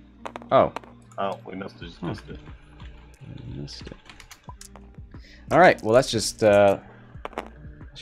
bad commentating. Sorry about that. Let's look at, did Shara take anything? She's down 2 shields. Yep, down to 1. Okay, she took 2. So Shara shoots back. 3 hits. Wedge is down to 2 shields. So he lost those 2.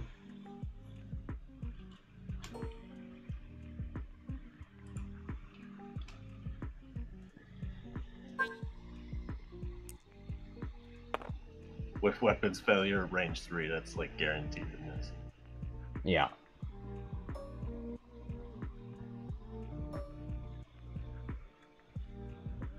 Alright, so is that a 2-dice shot from Kyle? Sure is. And another blank out.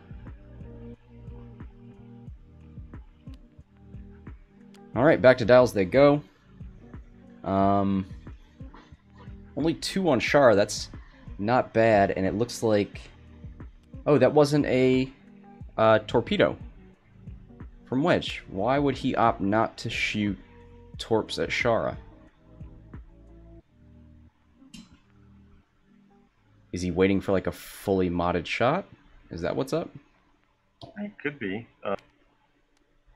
You got the target lock, he can save it for until he has the focus. Right. He's gonna have to wait another 2 turns, I think. He's gonna have to turn around.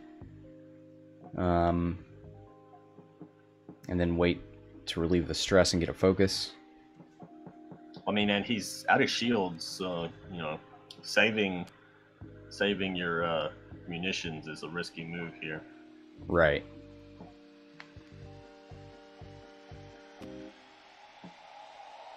Do we finally see a you know what? I don't think there's any reason for the K-Wing to slam because nothing's facing him. So he's going to slow roll it again, get rid of weapons failure. Do we ever see the K-Wing re-engage?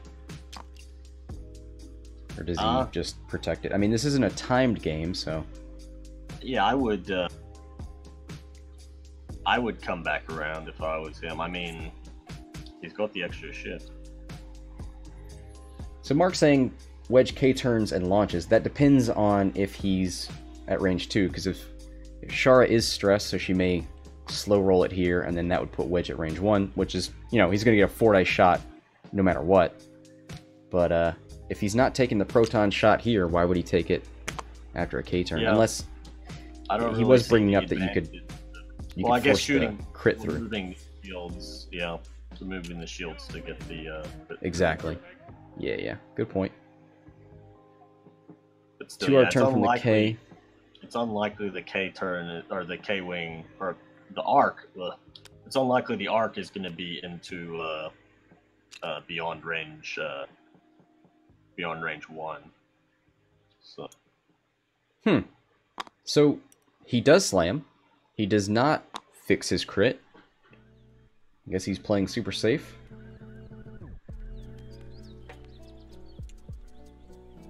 Alright, Mark's calling it 1 straight and a 4K would be a short range 2.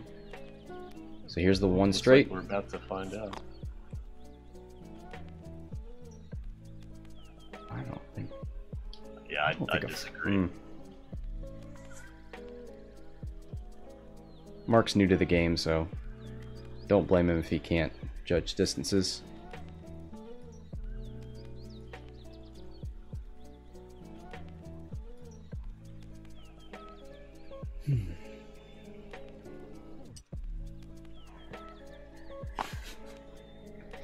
Alright, so Aaron Kraken moving away from here. Has he lost anything? No, he's full health until now. No, he's fine. There's the 4K. This is the distance that Mark thought would be a range 2. That's not even close. Alright. 4 dice with a target lock. 1 hit. He's going to spend it.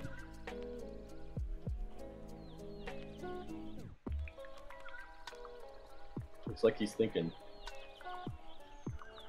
Yeah, he probably wants to save it, but...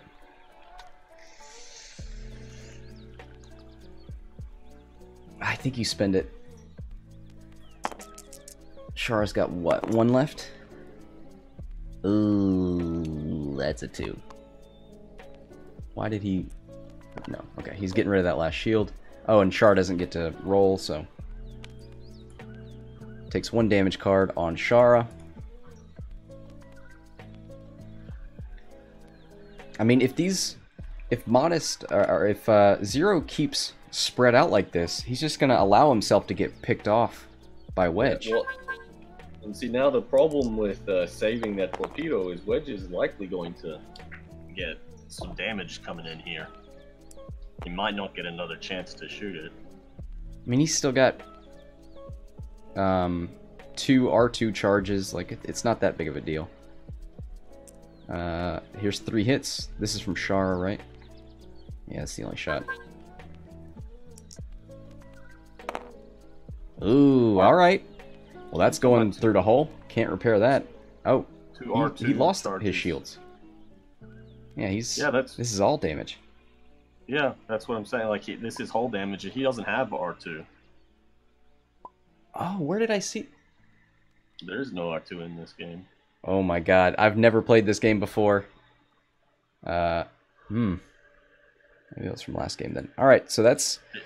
Wedge is down to 1 hole. That matters. So Zero's going to call it. Completely changed when he forced that bump there. Yeah, that was insane. Yeah, he laid a trap and Modest fell for it. Hook, line, and sinker. Before that,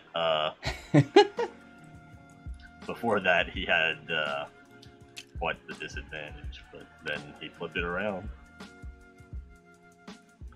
Well, at least they gave me cake while they insulted me. Alright, well that's going to do it for this game. We'll settle up bets. Until next time, this is Scott and Monkey. Thanks for joining me, Monkey. Yeah, no Hexal problem. Gaming, signing off. Alright, so now we're in post-game. Let's, Oh, there were no bets anyway, so that's fine. I don't take it personally. What sort of currency you use for betting? Is there some sort of like loyalty token or something? Yep, so it's a currency that's built into the StreamBot. They're called credits on my stream. But yeah, you get them for watching. You get a certain amount per minute of watching, and then I think you get like 200 for following. Okay. They mean absolutely nothing. There are rankings, there are leaderboards. So, yeah. I'm not going to do the X-Wing Junkies thing where I say, maybe we'll have a store someday where you can spend your hard-earned credits. I'd rather just surprise people if that ever happens. Well, you could also, you can use it for other stuff, like, I've seen streams have their, like, currency or whatever used for, like, adding, like, being able to choose in the emotes or, like, voting on music or, all sorts of, there's all sorts of stuff that you could do. Yeah, one of these days anyway, I'll dig deeper into it. Should we head over and talk to Zero? Oh, yeah. Hey, buddy. Hey. So that was that game swung. Yeah, you looked like you were in a pretty rough spot until you laid a trap of the bump, and then he fell for it, hook, line, and sinker. Yeah, did you like that? So I was like, I did that barrel roll. Well, he was nice and he let me take back the 3 thing. I meant to do we were talking about it on the chat. I meant to do a 3. I grabbed the 2 for some reason. But I was trying to get. I did that barrel roll at first because I was like, well, I'm probably gonna eat the rock. But I was like, I need to get over on the left so I can swing in for the 2 turn with the bump, and then just melt one of his ships, and it ended up working out. So. Oh, see, I was here thinking that you were saying that was a like you were using that as a means to explain a mistake earlier, but you're saying that it was intentional from the beginning. What's that? To take Shara to the left, like and take. Well, at first, because I wanted to go to the left, I wanted to barrel roll. I just thought I was going to go more over, so I wasn't expecting to fly over the rock. So that part was a mistake. But I did want her to barrel roll to the left. Okay. Yeah. Because I knew if I jousted him, he was just gonna like melt one of my ships in one turn, which he almost did, the K-wing. So then I was like, okay, well then I gotta swing over from the left side and then just cross over in a bump, and then either I can get a shot out the back or a shot out the front at something. And it ended up working out. So that bump was great. You denied action for 3 ships. I know, right? medium base. It's pretty fat. Yeah. It would have been. My dice were really good too, though. Like, other than the mods I was getting with Shara, like just my regular primaries were pretty good. Also, I feel bad because you were so proud of the torpedo on the K-wing. You never got to use it. I never used it. Yeah. It was the threat that mattered. Yeah, I think in hindsight, I would put the torpedo on Shara. Right. Yeah, Shara is more guaranteed to have a target lock. Mm-hmm. He did the right thing though, going at, because you don't want to go after Shara, because if you go after Shara right away, like she is, the biggest threat. But she also, like, if you target lock her, you're just giving her more action economy for future turns. So him going after the K-wing was the right move, but I just kept rolling the evades, and I had that evade token. I never used that evade token except for that one turn because I just kept rolling the one evade. And I was gonna kill Wedge first, but then he just kind of like put the Y-wing right in my face, and I was just like, okay, let's kill the little ships first, and then I'll take out the X-wing afterwards. So yeah, it worked out pretty good. I think I would take out the K-wing and play Dutch. Right. Dutch. Yeah. I think Dutch could really help your list. Yeah. Or would synergize well with Shara at least. Well, that K-wing is free. I was telling the guy I just played that K-wing is 72 points. Yeah, like, that's expensive. That's insane. I mean, yeah, I had the 9-point torpedo. I guess I could have taken off because it really doesn't need the torpedo, but I put it on there thinking he wasn't going to go after the K-wing, right? Because most people usually will go after Shara first, and then the K-wing's kind of in the back and can get the torpedo off. But yeah. All right, I think we have Lobster in here if we want to. Oh, Monkey, are you gonna play? Yeah. Hell yeah! All right, that makes my life easier. I always lose against Lobster. All right, do we have? Let me see here. Connor, are you in the chat? Do you wanna hop in here with me? Let's see if I can find somebody who wants to commentate with me. Oh, Mark saying Hoth is the worst map? What? It's all about Endor. My favorite one is the one that I have in real life, which is just the star field. Like, yeah, that one's nice. It's not busy, right? Yeah. Hey guys, how's it going? Hey, thanks for the game, man. Yeah. it certainly swung. It looked like it was going one way, and then it didn't. Yeah, I calculated that his K-wing survived. Let's see. His K-wing survived a wedged proton, focus and lock, a B-wing with focus and lock, headhunter. I think it survived like 8 attacks, and half of them were fully modded. It's like ridiculous. Jeez. It was pretty tanky. Your rolls weren't that great either. Even with all the mods you had a bunch of. Well, that's the thing. Yeah, because the K-wing can only do so much. You know, even with the evade and the focus, it only has 1 evade die. So it's basically there just to take the heat off of Kyle and Shara. Yeah, but I mean, like that natural roll I got off Shara was disgusting. It was like hit, crit at it. Oh yeah. Right. Yeah, when you got the 2 crits and 3 hits, yeah. Yeah, that was a game changer. Nuts. So yeah, that was kind of a convergence. Because I needed at least one of those ships off the board. And then you just... See, the thing is that a K-Wing only has 1 more hit point than a Y-Wing. Yeah. And yet I was shredded. Yeah. Focus fire. I focus fired. Yeah, but I was all of my guys were range 1. It was like 5 dice, 3 dice, 4 dice. You know, you're not going to survive. Well, the thing is, I was as well, but 3 of my ships were bumped. That being said, I did have a target lock on Wedge and the Y-Wing, and those still didn't get through. Yeah, no, that reroll with Wedge was awful.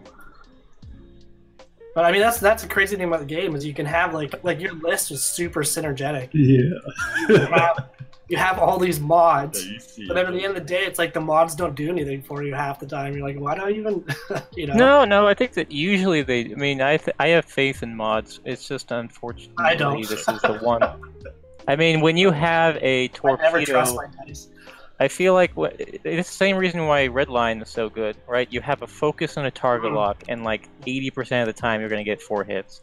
It may be like 75% of the time, but like this time I did that. I got 3 hits with Wedge, with a target lock and a focus, and that just seemed to be sort of a theme in this game. But in general, I think they're usually pretty consistent. Seems to me. That first turn for you was really good, but then, yeah, I set up that 3-ship bump, and then like it all came down. Honestly, like I think that was the turning point. Was I wasn't gonna do that boost, but I knew I had to do that boost with Kyle, because I was like, if I don't do the boost, and he gets a shot with Aaron, he's getting even more mods. Yeah, that was pretty sweet. Yeah, so I did that boost, and it just perfectly was out of arc of Kyle was just out of arc of Aaron, and then the K-Wing was like a sliver out as well, so you had no shots with him. Right, yeah. So that was a big changer. That was a pretty sweet maneuver, I have to admit. That was pretty sweet. Because otherwise, like that reroll with Wes, because you would have given Wes a focus, or Wedge, sorry, you would have given Wedge a focus. Right, and then well... he would have had a way bigger 4-die hit than he did. No, unfortunately, that's the one bit of synergy that doesn't work, because Wedge shoots first, and so... Oh, yeah, that's right, sorry, okay. So that wouldn't have mattered anyways, yeah. But he can modify anyone else's dice, and if he wants, he can still give Wedge a focus for defense at least. Yeah, that's true. But okay, what I like to do that wouldn't have mattered then, but that, I mean, that shot, that still would have made a difference, like 10 nub, yeah, exactly. Talon roll 10 nub was hilarious. Yeah, that was pretty fun. Yeah, that was great. I was laughing, I was just like, I didn't know that thing had a 1 Talon roll now. Oh, man. It's weird. Then I was like, yeah, now I've got him. He's got like 2 hull left, and I'm getting 4 shots with mods. And I was like, no, okay, 1 hit. All right. 1 hit, yeah, evaded. Yeah. And that's how it goes. Yeah. Yep. Who's playing next? Looks like Lobster and Monkey. Ooh. Was that Farith? Yeah, it is. They're off with Vader. Yeah. So this list, as you probably have worked out, is very reliant on my one particular jank mechanic happening. If it doesn't, then this list is gonna suck. So this list is gonna suck. What's the jank? I'm not So looking at the I think it may be one that you I'll be right back, guys. mentioned. It's the R5 TK with munitions failsafe and cluster missiles on Tirana. Oh. And then Justero also in there, as well as 2 Jakkus with free cluster shots. missiles. Nice. So what is this jank? So the jank is I get at least one of his ships in my bullseye with Tirani, right? Yeah. And then I shoot at him, using a target lock. I shoot at him with a cluster missile, and then after that attack, I then use the second part of the cluster missile to shoot at a different one of his ships, or if there isn't one nearby, I can shoot at one of my ships and intentionally remove the dice results with munitions failsafe. And then that way there's 2 attacks with the with Tirani, which means that there's 2 sets of bullseye, remove a green token or take a damage. which means at least one of those he won't be the defender for, which means that then Captain Jostero could potentially get his shot, as well as having the proxy mines on the Jakkus to help that, as well as the tractor beams on the big rocks. I saw somebody else talking about this combo on one of the forums. Yeah, you know, I'm a fan of the discharge veins and the other. What's the other card that combos with it? What is it? It's static discharge vein. Feedback array. Yeah. Feedback. Sorry. I'm okay with that, but even this is too janky for me. Like, that's pretty bad. Well, so the thing about this is like, it doesn't like. Yep, you have to work to get it. You have to work to get it, but if you don't, it's not the end of the world. Like, it is kind of built around it, but like, just like the quad jumpers by themselves with their proxy mines can do a lot of work. And then Jostero, you know, even if he doesn't get his extra attack, he's not horrible. And then Tirani, if I get him in my bullseye arc once, I'm gonna be happy. Mm-hmm. Yeah, and I got these thick bases, so you're probably gonna get it. You know. Monkey, how many points is that? 197. What am I missing? For some reason, it's coming up as like 193. I'm missing something.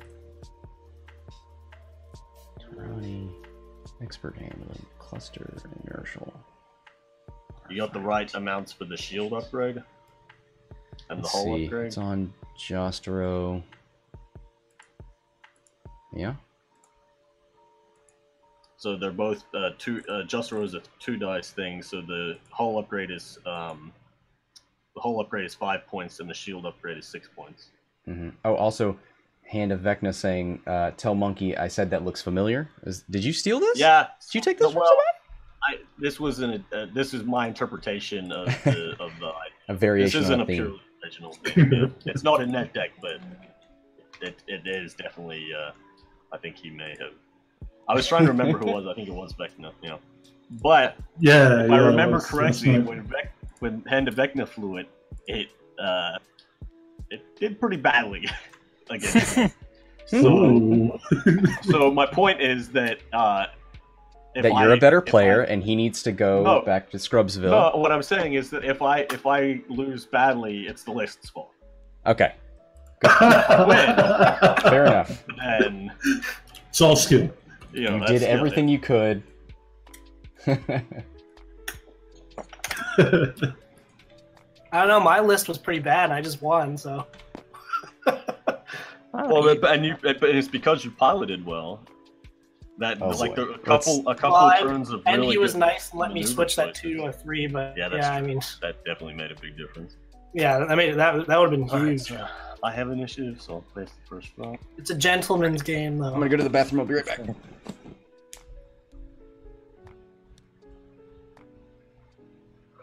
Oh yeah, I'm gonna go chill on the couch, guys. Good game, Mr. Modest. All right, good game, man. I'm sure I'll play again. Here's the mustache. Indeed. It is inevitable. It is inevitable. This isn't dense enough. Do you it. bastard. Do it. Do it. I assure you, it is quite operational. Or is it quite? Is it quite? I assure you that the shield generators will be quite operational when your friends arrive.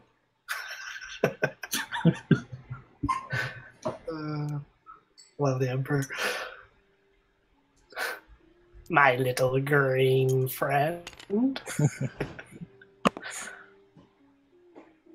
Okay, we'll see you guys later. All right, see you. All right. Oh, I'm not the host. Only the host can reset. Oh, you're trying to put your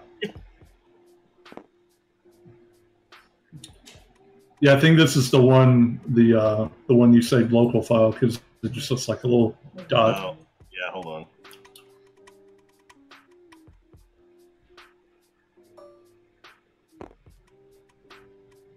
So this one. Yeah.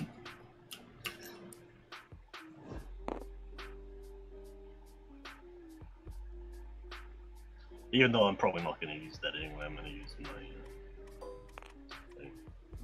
Delio. All right, I'm back. Monkey, do you need me to do something? Yeah, reset this bag. You gonna roll it? Yeah. We Right click on it and do reset. All right. There we go.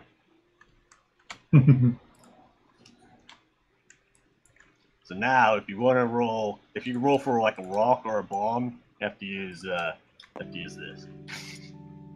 Oh boy. Got my golden dice. This dude's got mods for days. Hey, you know what doesn't read on stream? Your golden dice. They get super blown out. They're so reflective. It's fine. Well, then here, we'll do this. Reset both the dice bags. Okay. Let me go back to...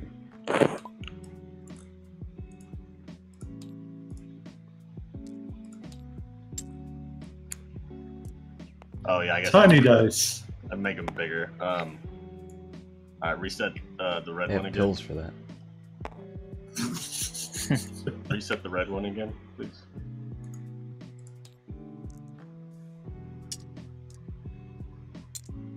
There you go. Beautiful. These are improved because now if you hover over them, it says I instead of 1. Right. Nice. So I learned yesterday that you can actually fit 2 TIE Defenders and Emperor Palpatine on a shuttle in the same list. Nice. Have you flown it yet? No, it has to be absolutely bare. It Yeah. has to be pilot Like initiative. no other upgrades. Yep. Oh, It like works that. perfectly. 200. Yeah, I was thinking about changing Palp out for Grand Inquisitor. Oh yeah. Then I wouldn't have enough for this. I guess I could lose Fifth Brother. He's not super important. Or I could change this to Death Rain. Possibly.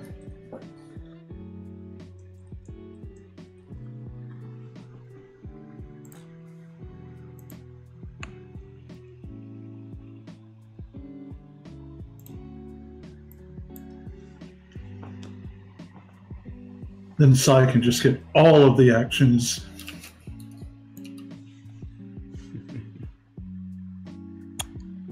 Red line.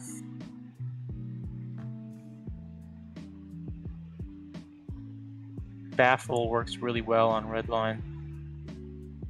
Yeah, I think you took yourself down to 1 hole with that the last time I saw you fly it. Yeah. At that point, it's not really an issue. It You're was gonna die in one shot. It was baffling. Alright,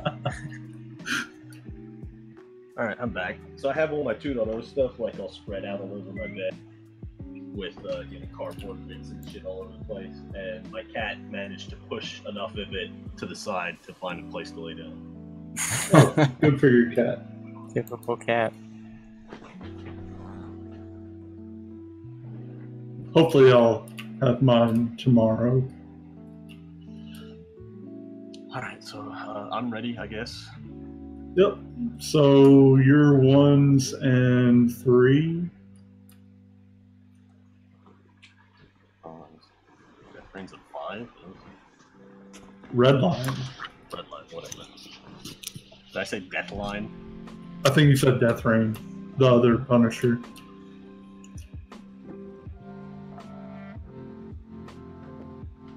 Yeah, that guy's called like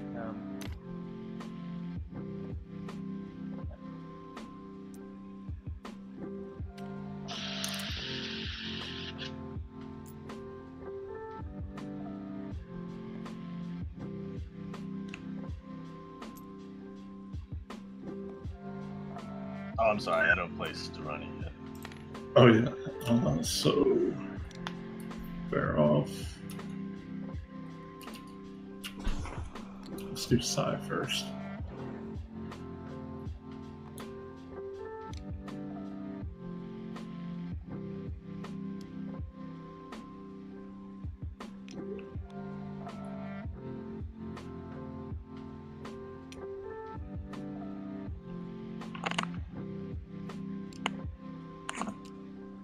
Have they announced their release schedule for the next waves?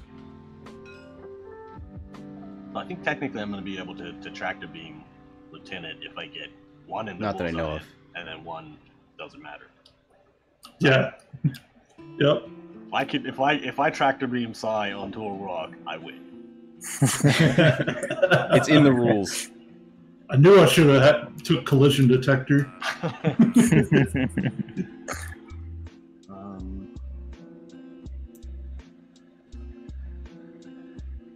That should be a mini game.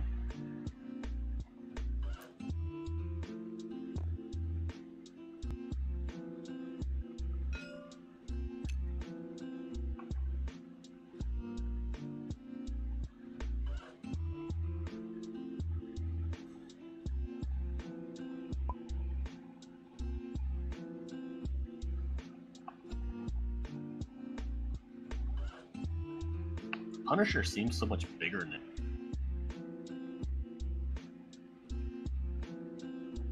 Like, it seemed like it took up the entire small base, and now it seems like it takes up the entire medium base. You guys think it should have been a large ship? No, No, I'm I just... think mediums. Yeah, I think medium's fine. I'm just saying that, like, it feels like, at least in Tabletop, they increased the size of the physical model itself. Mm-hmm. Yeah. I think that happened with a few things as well. I think the TIE Advanced looks bigger than, but I don't know. Probably all my eyes. The Lambda shuttle looks uglier. Yeah. The face of it? It just, I don't know. It looks weird. It is a bit of a butter. It's like longer this way. It seemed, I don't know, it just looks like it is.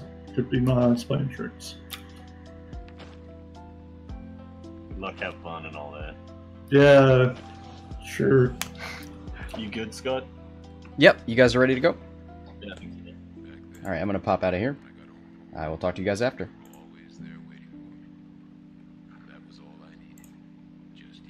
Alright, so we're about to get started here. I'm going to go to this screen, turn me down, and give an intro. Be right back.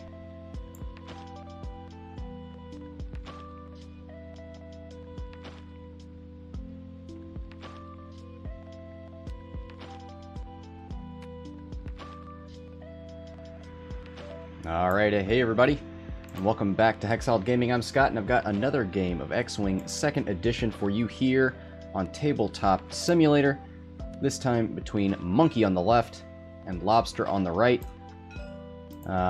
Monkey has a very interesting list on the left. He's got Jostro, Tyranny Kolda, and 2 Jakku gunrunners with proximity mines. The most important part of this list, I would think, is Tyranny Kolda with munition failsafe, R5 TK, expert handling, cluster missiles, and inertial dampeners. Why is that important? The way he wants to use this is to have Tyranny line up that bullseye arc. So after you perform an attack, each ship in your bullseye arc suffers 1 damage unless it removes 1 green token. He wants to use cluster missiles so that when he performs the attack, he can perform the attack again against a ship at range 1 of the original defender. And he has R5 TK so that he could even trigger cluster missiles on one of his own friendly ships, and then munition failsafe so that he can then cancel any attack and recover a charge. So if he has to attack a friendly, he'll use munitions failsafe to cancel the entire attack, but it would still trigger his ability. His ability occurs after he performs an attack. So he could, in theory, trigger his bullseye arc attack twice. We'll see if he gets to trigger that. Then he also has Captain Jostro, so that if Tyranny's ability causes a damage, that ship that was damaged would not have been defending against that damage, and so could trigger off of that. And the same for the proximity mines on the gun runners. So there's a lot to keep track of there. We'll do our best to keep track of it. On the right, we have a little bit of a more simple list. Got a big fat red line with advanced sensors, proton torps, and fifth brother. This is probably the first time I've seen anybody put a gunner on the Punisher. While you perform an attack, you may spend one force charge to change one of your focus results to a crit. So that'll be good if for some reason Redline doesn't have a focus, or it's just good throwing more crits in with proton torps. Then we have Captain Faroff. While you defend, if the attacker does not have any green tokens, you may change one of your blank or eyeball results to an evade result. And he's going to have Vader here to try and take those green tokens off at the start of the engagement phase. We've got Lieutenant Sai, who loves to coordinate, and if he coordinates an action that he has on his action bar, he can perform it as well, so you'll see him giving out focus and taking a focus as well. He's got ST-321, which will allow him to, after a coordinate, take a target lock on a ship at range 3 of the ship he coordinated to. And, of course, he's carrying around Palpatine. It's a free force point for anyone. Alright, so we see quad jumpers heading into the asteroid field here. We do see all asteroids, no debris. Probably courtesy of Monkey, wants to throw people onto rocks, so gotta bring rocks.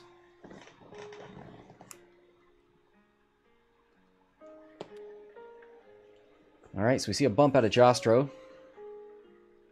Let's take a look at those pilot or initiatives. Jostro's at 3, Tirani's at 4. Alright. Tirani hasn't moved yet. Sai with a 1 forward, coordinating a focus, taking a focus himself, going to get a target lock from ST-321 on this gun runner. This is number 1. This is number 2. Oh, you know what? Tirani puts a target lock on this gun runner so that he could shoot this gun runner first, trigger cluster missiles, and then shoot somebody else. So that's pretty spicy. Let's go ahead and name our gun runners.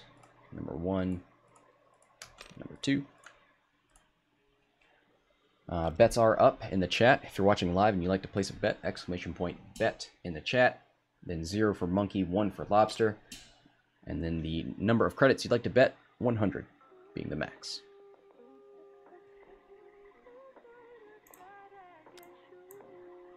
Alright, here comes red line, 1 bank. Should be in target lock range here. Goes for the focus, then gets the free target lock. So this could be a very unlucky quad jumper here, number 1. Be right back.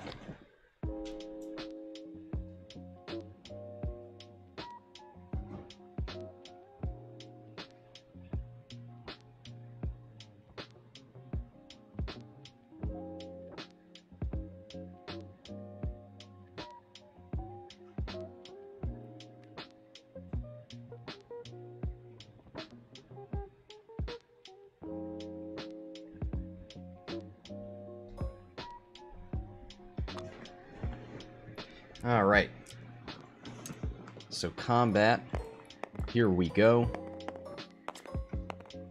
Let's find an angle on this.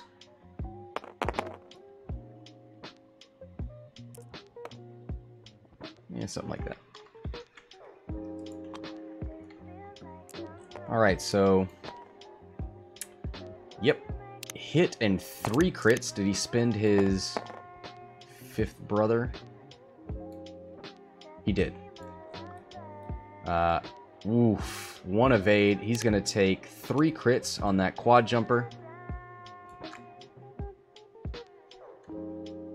So let's count them together.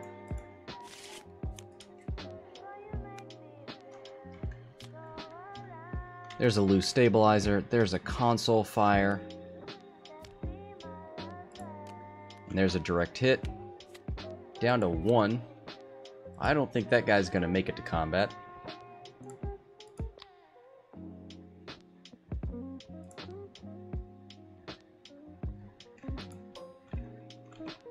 Yep, got that. Alright, so here comes Faroff, who's going to get to trigger his ability.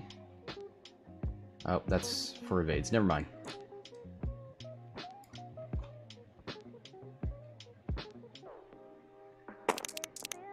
Here comes the attack. Hit crit.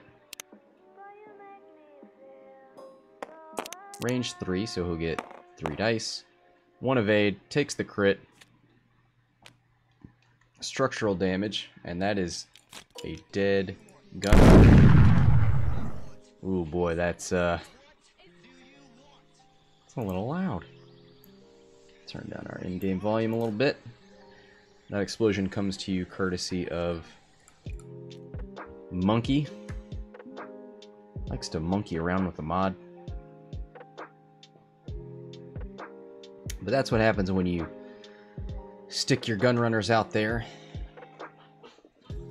Range 3 of all the ships.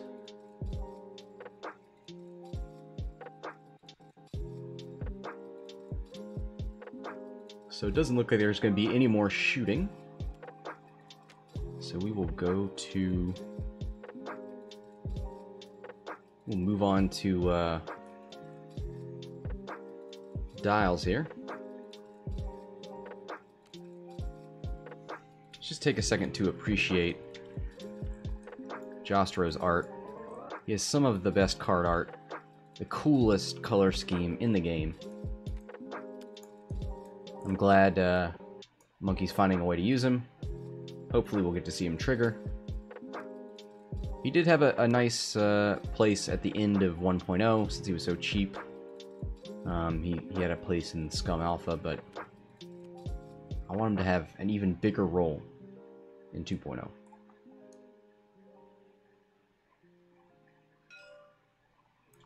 Alright.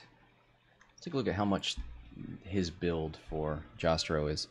It's a 62 point, but if we take hull and shield upgrade, he's 51. Take off Muni, and he's 49. So, not terribly expensive.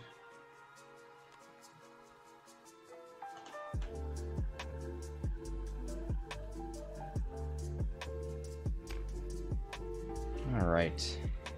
So there's Jostro not bumping this time. Gets a focus. No Deadeye in 2.0, so he won't be able to shoot his rocket without a target lock. Here's a 1 bank from Faroff.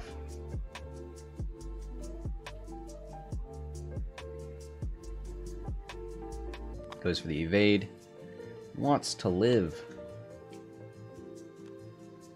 And right now there's 2 force charges he can use with Vader and Palpatine on the board. But he may actually opt to get rid of Jostro's focus.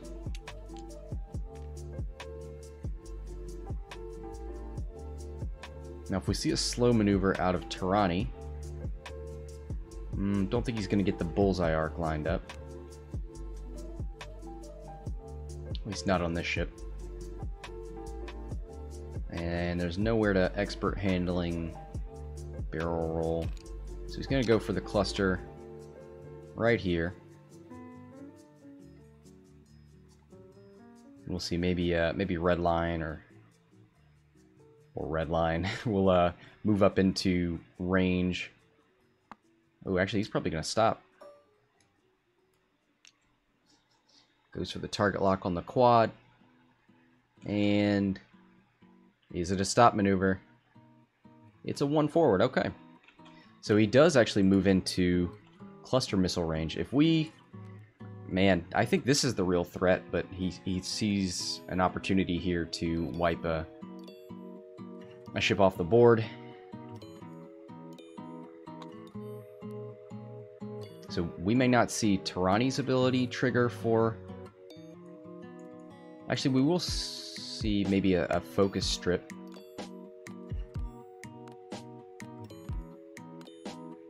So Feroff is going to use his ability on the quad jumper.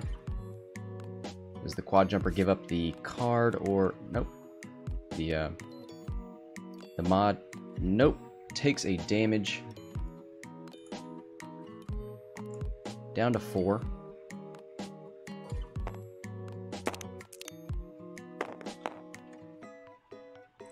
Looks like 2 hits. Gonna target lock. Just 2 hits. And that is his last Proton Torp for now. Oh, 2 crits and 2 hits. He uses the force points. 1 evade and a focus. Spins the focus token. Gets structural damage and a hull breach.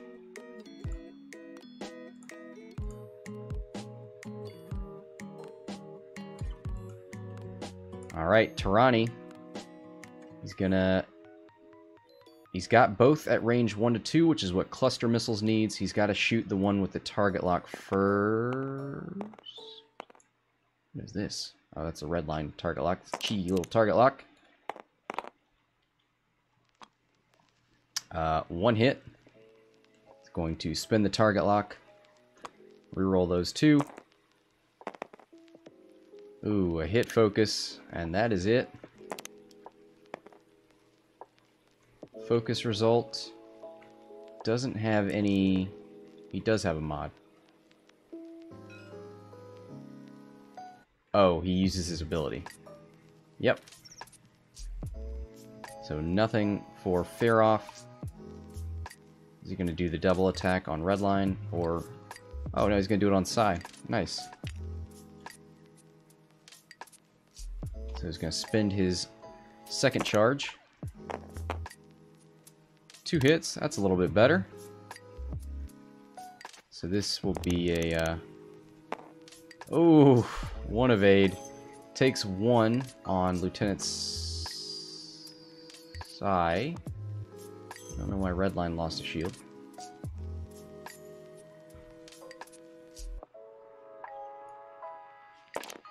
And the ability strips... okay, so he's shooting Redline and stripped a shield on Lieutenant Psy. So this is Jostero. Looks like blank crit focus.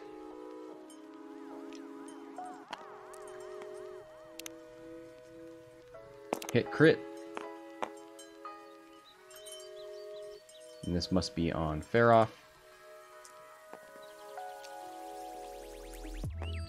Spins the evade and... how? Oh no, his ability. Right.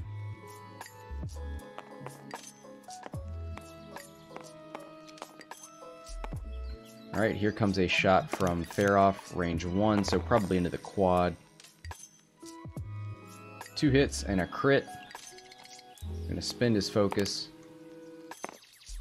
And no evade, structural damage. Hit, hit, hit, crit. So that is a dead quad jumper.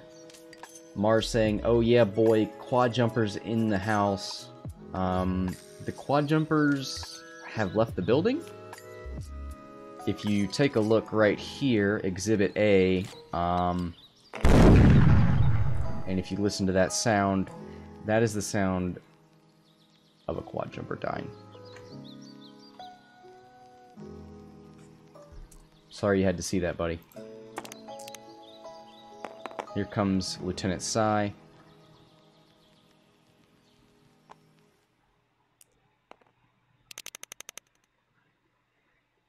Two hits. I guess he uses Palp there. And I guess he can only shoot Tarani. Range 3, so he'll get 2 dice. And has nothing for it. 2 shields on Tarani.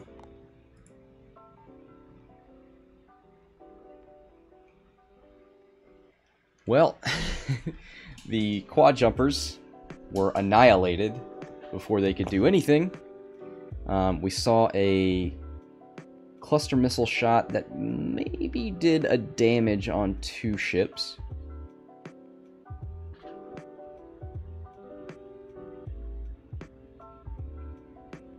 And I don't believe Jostro was able to do anything either. Uh-oh. Who dis? Well, not gonna worry about that.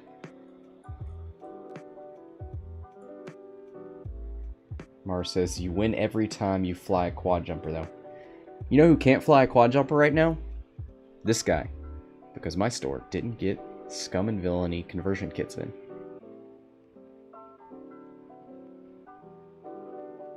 Even if you lose, your opponent only beat a quad jumper list. But if you win, you won with the quad jumpers. You know what? You just got to be one with the quad jumpers. So historically, this is where I've had trouble with Key-McGillis, which is that they're not super nimble. Once you get that first engagement done, now it's like, do you turn around? You're probably not going to get shots here, and it's going to be difficult getting you lined up. Now, Lieutenant Sai is going to be an easy target. These aren't super nimble either, so Monkey's lucky not to have aces that he has to worry about. He could come in here. What do we have initiative-wise? 3-3-5, and Tarani's a 4. So these 3s are going to move first. We might see a stop maneuver here. Might just see him bump. Cause more of a problem.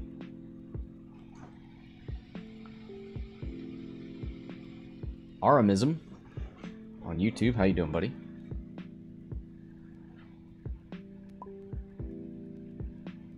Mars is a big fan of mental tugging.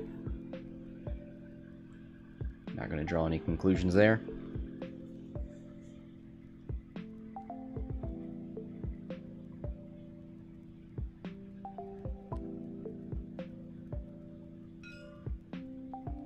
Alright, so Imperial player is ready to go. Let's see what Monkey wants to do here. He's freed himself. It's only 2 ships now.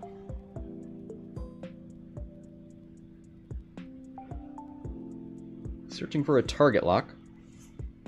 Looks like he's thinking we're going to have some kind of turn here.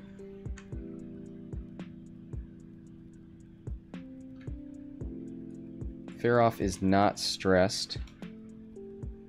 Oh, there goes the 3 bank, so Jostro will have something to shoot at.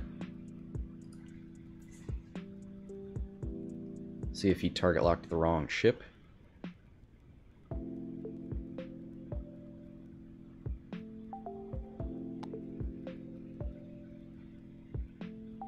Goes for an evade on Faroff. There is the 2 bank from Lieutenant Sai. And he's going to coordinate a focus. Redline has advanced sensors, so probably not necessary unless you're planning to barrel roll as your first maneuver. Barrel roll is red, so that would mean he's not K-turning if he does opt to do that. So it goes for the focus,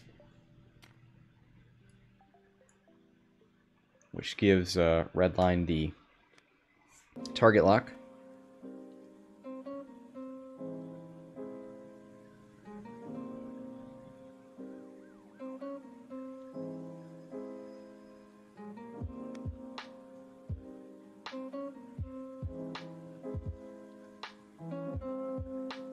Alright, that K-turn does fit. 4K, nicely done. And he does have Lieutenant Sai in that bullseye arc. It's only really going to matter for, I guess, getting rid of that focus afterwards.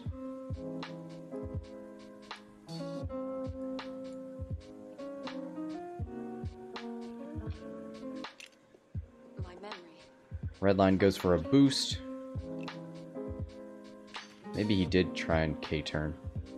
Nope, one forward. Oh, boy. He's looking to put some hurt on Jostro, although he only gets a 3-dice attack at range 1. Yeah, Mars, happy to see the rear arc from the Lambda. Alright, so we got hit, crit, focus. Going to spend, this must be Redline, range 1. 2 evades, so takes the crit on Jostro. So that's 1 shield. It's pretty hardy Jostro. So what did he spent the 5th brother force point to change that focus into a crit.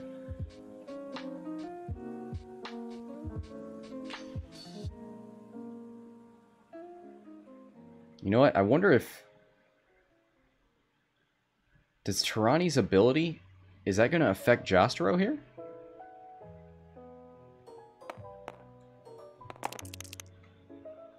Each enemy ship, so no. He's safe. So here's Tirani's roll. A whole bunch of nothing. That's disappointing. He must have been shooting at Redline because it was a 3-dice attack. Here comes Jostro. Ooh, Jostro with a hit crit. Gonna spin the... No, he's not gonna spin the target lock.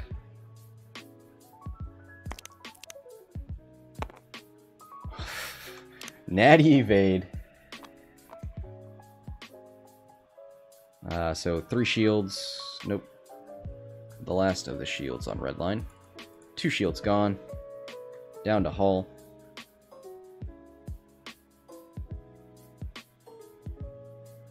Looks like Lieutenant Sai is going to take that 3-dice shot out the front into Jostro.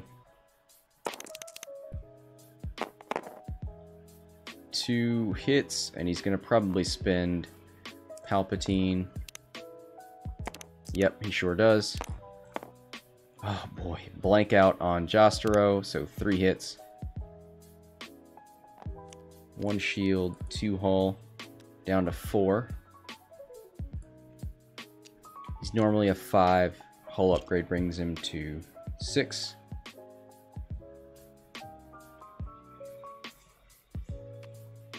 Alright. Monkey getting those dials down. Probably a 1 out of Tirani. We may see a stop maneuver. Oh boy. Out of the shuttle to cause a bump.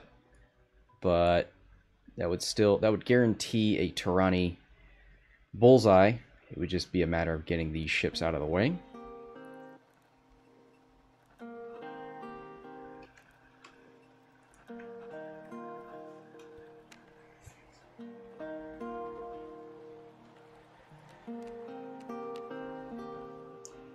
All right.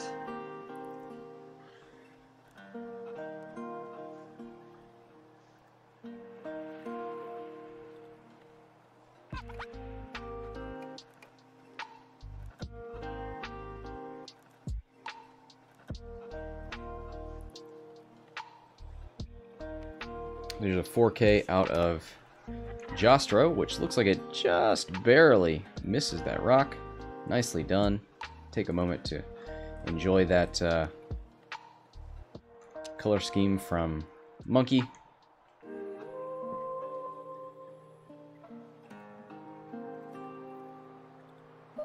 There's just the 1 forward out of... Yep. 1 forward out of Lieutenant Sai. Coordinates a focus to Faroff. And ST-321 gives Lieutenant Sai a target lock.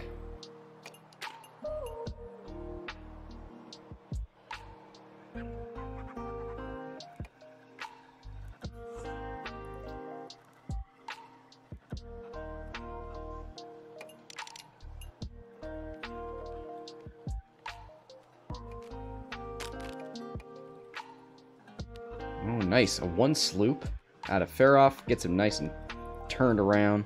Prepared to engage another day. Is Redline stressed? No, so we'll probably see the same thing out of him. Here's a 1 forward out of Tirani. Probably going to take a target lock, and he does. He's going to do this cluster missile into the Lambda here. Lambda did focus, so we'll probably see that get removed.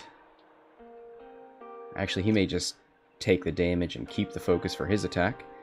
Here is a advanced sensor focus and a K turn from Redline. He's got both of these ships locked. Yep. At this point, takes a stress, and he's going to shoot first. He's out of proton torpedoes, so he's just going to have to do a primary. 2 dice. Looks like he's shooting into Jostro.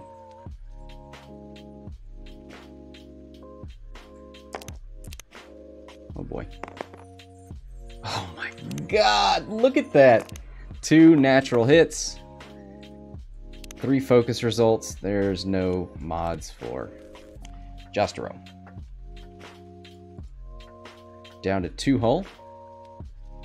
But Jostro is going to be able to shoot his concussion missile this turn. And nobody's going to stop him. Here we go. Tirani going to shoot Lieutenant Sai with the cluster missile. You have to. Range 1. Take the shot. I know he wants to focus fire, but this is where the damage is. Nope, he's going to do a... Yep, he's just going to do a primary. 1 crit. Oh, nope, this is into... This is into the Lambda. Okay. He just wasn't rolling the extra range dice.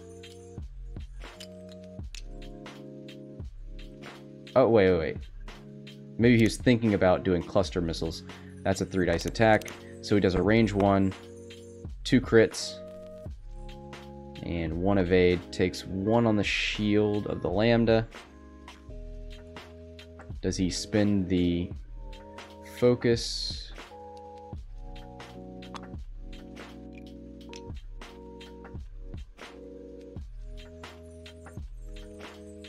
So it looks like Redline removes his focus, does the Lambda. Nope, he's going to lose a shield. So he wants the that mod for when he shoots out the back.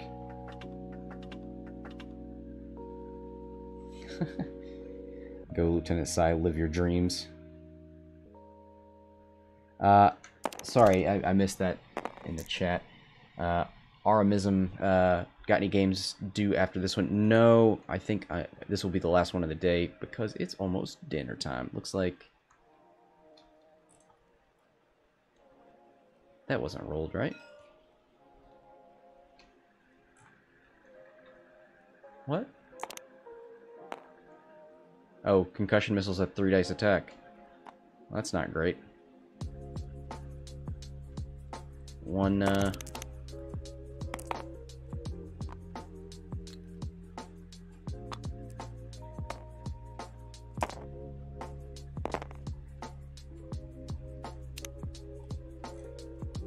Oh, wait.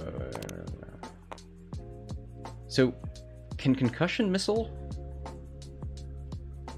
spend 1 charge after this attack hits?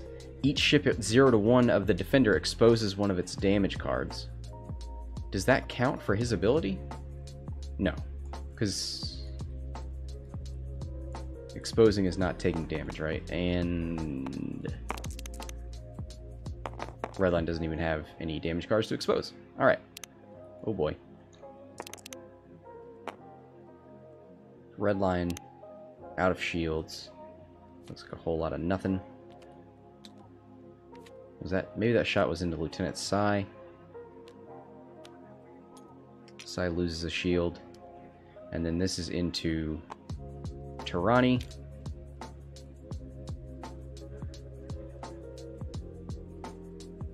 All right, Tirani takes 2 down to 5. Aramism. Unless it exposes a direct hit, I guess. Yep. You right. Still probably the right missile, I think.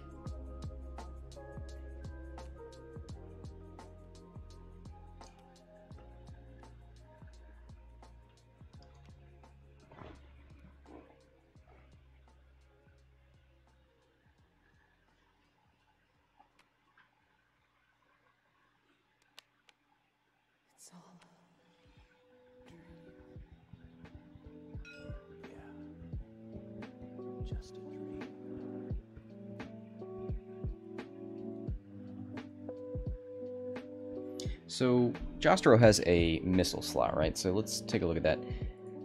Could he put proton rockets on it, which would be a attack focus? So that way he's not as vulnerable because there's no Deadeye anymore. So that kind of puts him at a disadvantage. So I wonder if you put proton rockets and then it's a, hey, if the opportunity arises, great. If not, I've got the focus for evading defense. Nice job, by the way. Been enjoying it. Thank you. I love to hear it. I need the ego boost. I'm glad you guys are enjoying it. So, we're already into maneuvers here. One bank from Faroff. He was stressed, so no adaptive ailerons. Goes for the focus. Wants to mod some attack die. 2 forward out of the Lambda. Got good coverage on that rear arc. Take a look. There's no damage cards on any of these Imperial ships, so nothing really to worry about.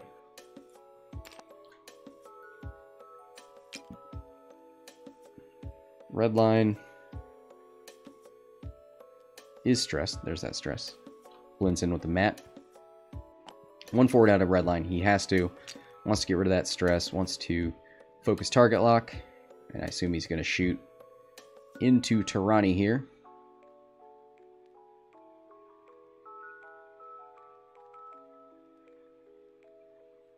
So Jostro is here, right? So that he must have come up here and barrel rolled. Yep, he does have a white barrel roll now. That's nice.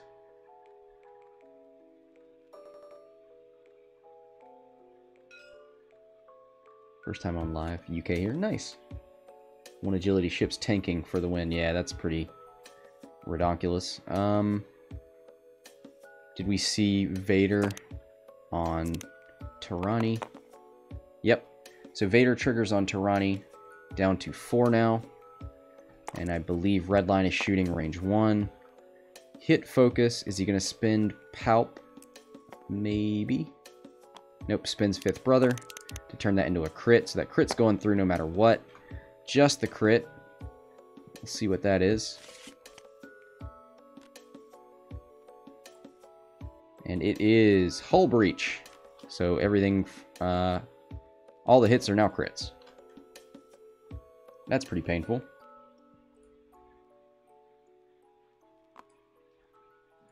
So Tirani's going to get his vengeance. Looks like we have an aft reinforce. So that's going to stop him from putting too much hurt into the shuttle, which looks like where he's shooting. I guess he had a target lock. Yep, he's spinning it right now. Oh boy, a hit and 2 focus. He's not getting any breaks. So 1 hit goes through. Reinforce can only stop damage to a minimum of 1. So finally a damage card on the shuttle.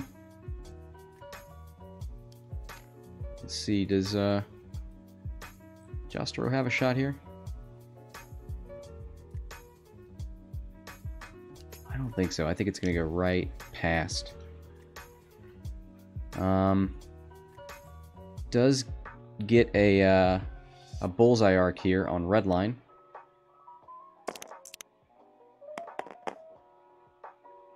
Oh, that was a cluster missile shot. So it's going off on both red line and Lieutenant Sai, there's a hit crit, and that's going to be a palp roll? Yes, that's the palp one. Crit goes through on the red line, and it is weapons failure. That's a pretty spicy one. Alright, where are you, red line? Down to 5 on red line with a weapons failure. Nothing, well, actually, range 1 into Captain Faroff. His ability will trigger, though, because no tokens on Jostero. Hit, crit, crit, that's not bad. This will be a free evade, thanks to the ability. So, crit, crit going through. That is the shields on the Reaper. So, a lot of damage over here, but it's spread out amongst these beefy ships. Let's see, how much does Tirani have left? 3. And he's got hull breach, so if any of this goes through, it's bound to hurt. Oh my god! Where are these dice for Monkey?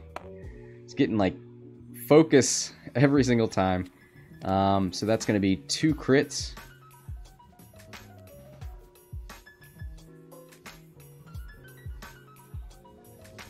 Five and 6.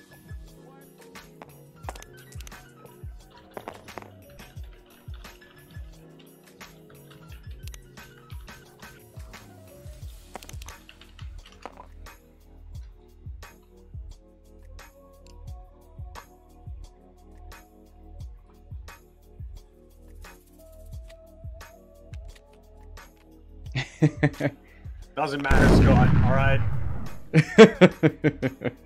Sorry. Alright. Tirani's gone. He blowed up. Alright, it's up to you, Jostero.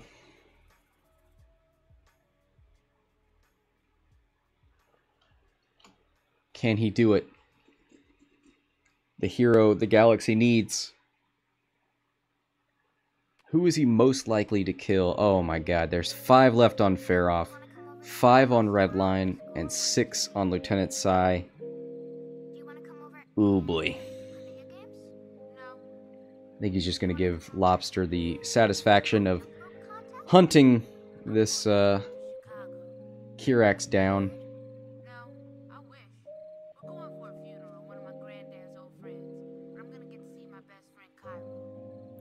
Now that I look at all this, all these obstacles, I am deeply saddened that we didn't get to see any tractors.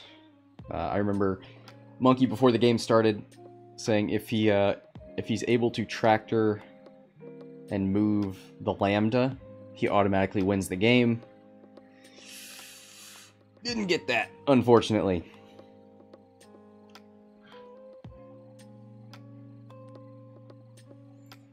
So back to dials here.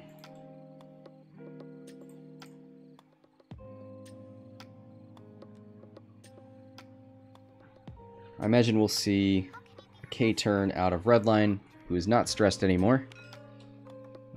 Probably a stop or a 1 forward out of Sai. So he's gonna just wedge himself in here. Get another concussion missile off, maybe.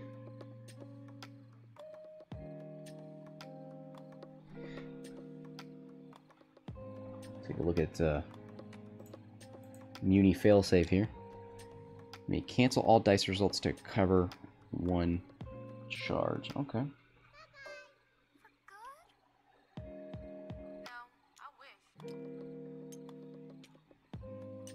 So the Lambda moves, gets out of here.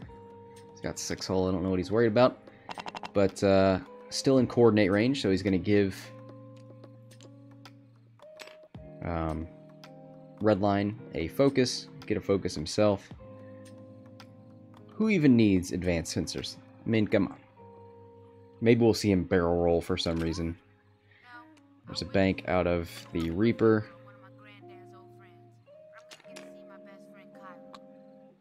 So he maneuvered with ailerons and then did a stop maneuver, so that was Maybe he thought Jostro would be a little bit further. Ooh, we get an advanced sensor reload because Redline wants to shoot those proton torpedoes again. I love a successful reload, and this is a free chance for him. Won't be able to shoot this turn, but nothing's going to be shooting at him. I guess this is what stops me from opening up and giving me confidence to ask you out. Aramism holding out for a Joster hero right now. Yeah. Well, here comes the... Is he going to do a concussion missile? No, I think he's just going to do a primary, because why do you need to spin the missile? Going to spin the target lock to reroll the 2 focus results. Oh my god. This just...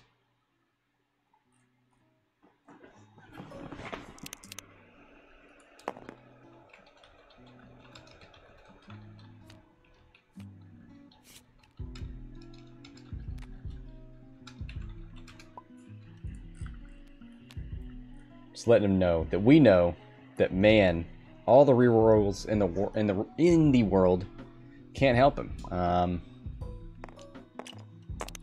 Monkey very much aware of. Oh, there's some luck here. Oh, does he have a target lock?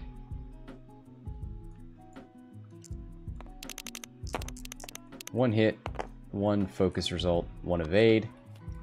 I guess he had a target lock over there. Oh, alright. And that's gonna do it. Monkey calls the game.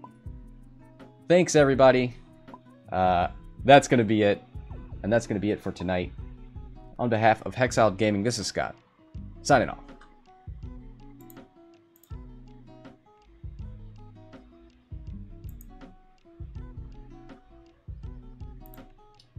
Yeah, I feel like you have to do that, and Redline is able to put a hurting on him with all those crits. Oh my god, the crits. Yeah.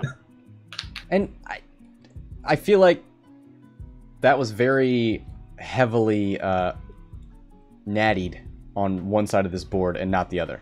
I mean, even with the rerolls from the target locks, just... Every single time I target locked, I rerolled all my blanks into more blanks. Yeah. It was ridiculous. Yeah. That was insane. Let's reroll misses into more misses. It's like, hey, oh, well, you know what's great? That blank is now an eye. Do you have a focus? Oh, too bad. You know what's great?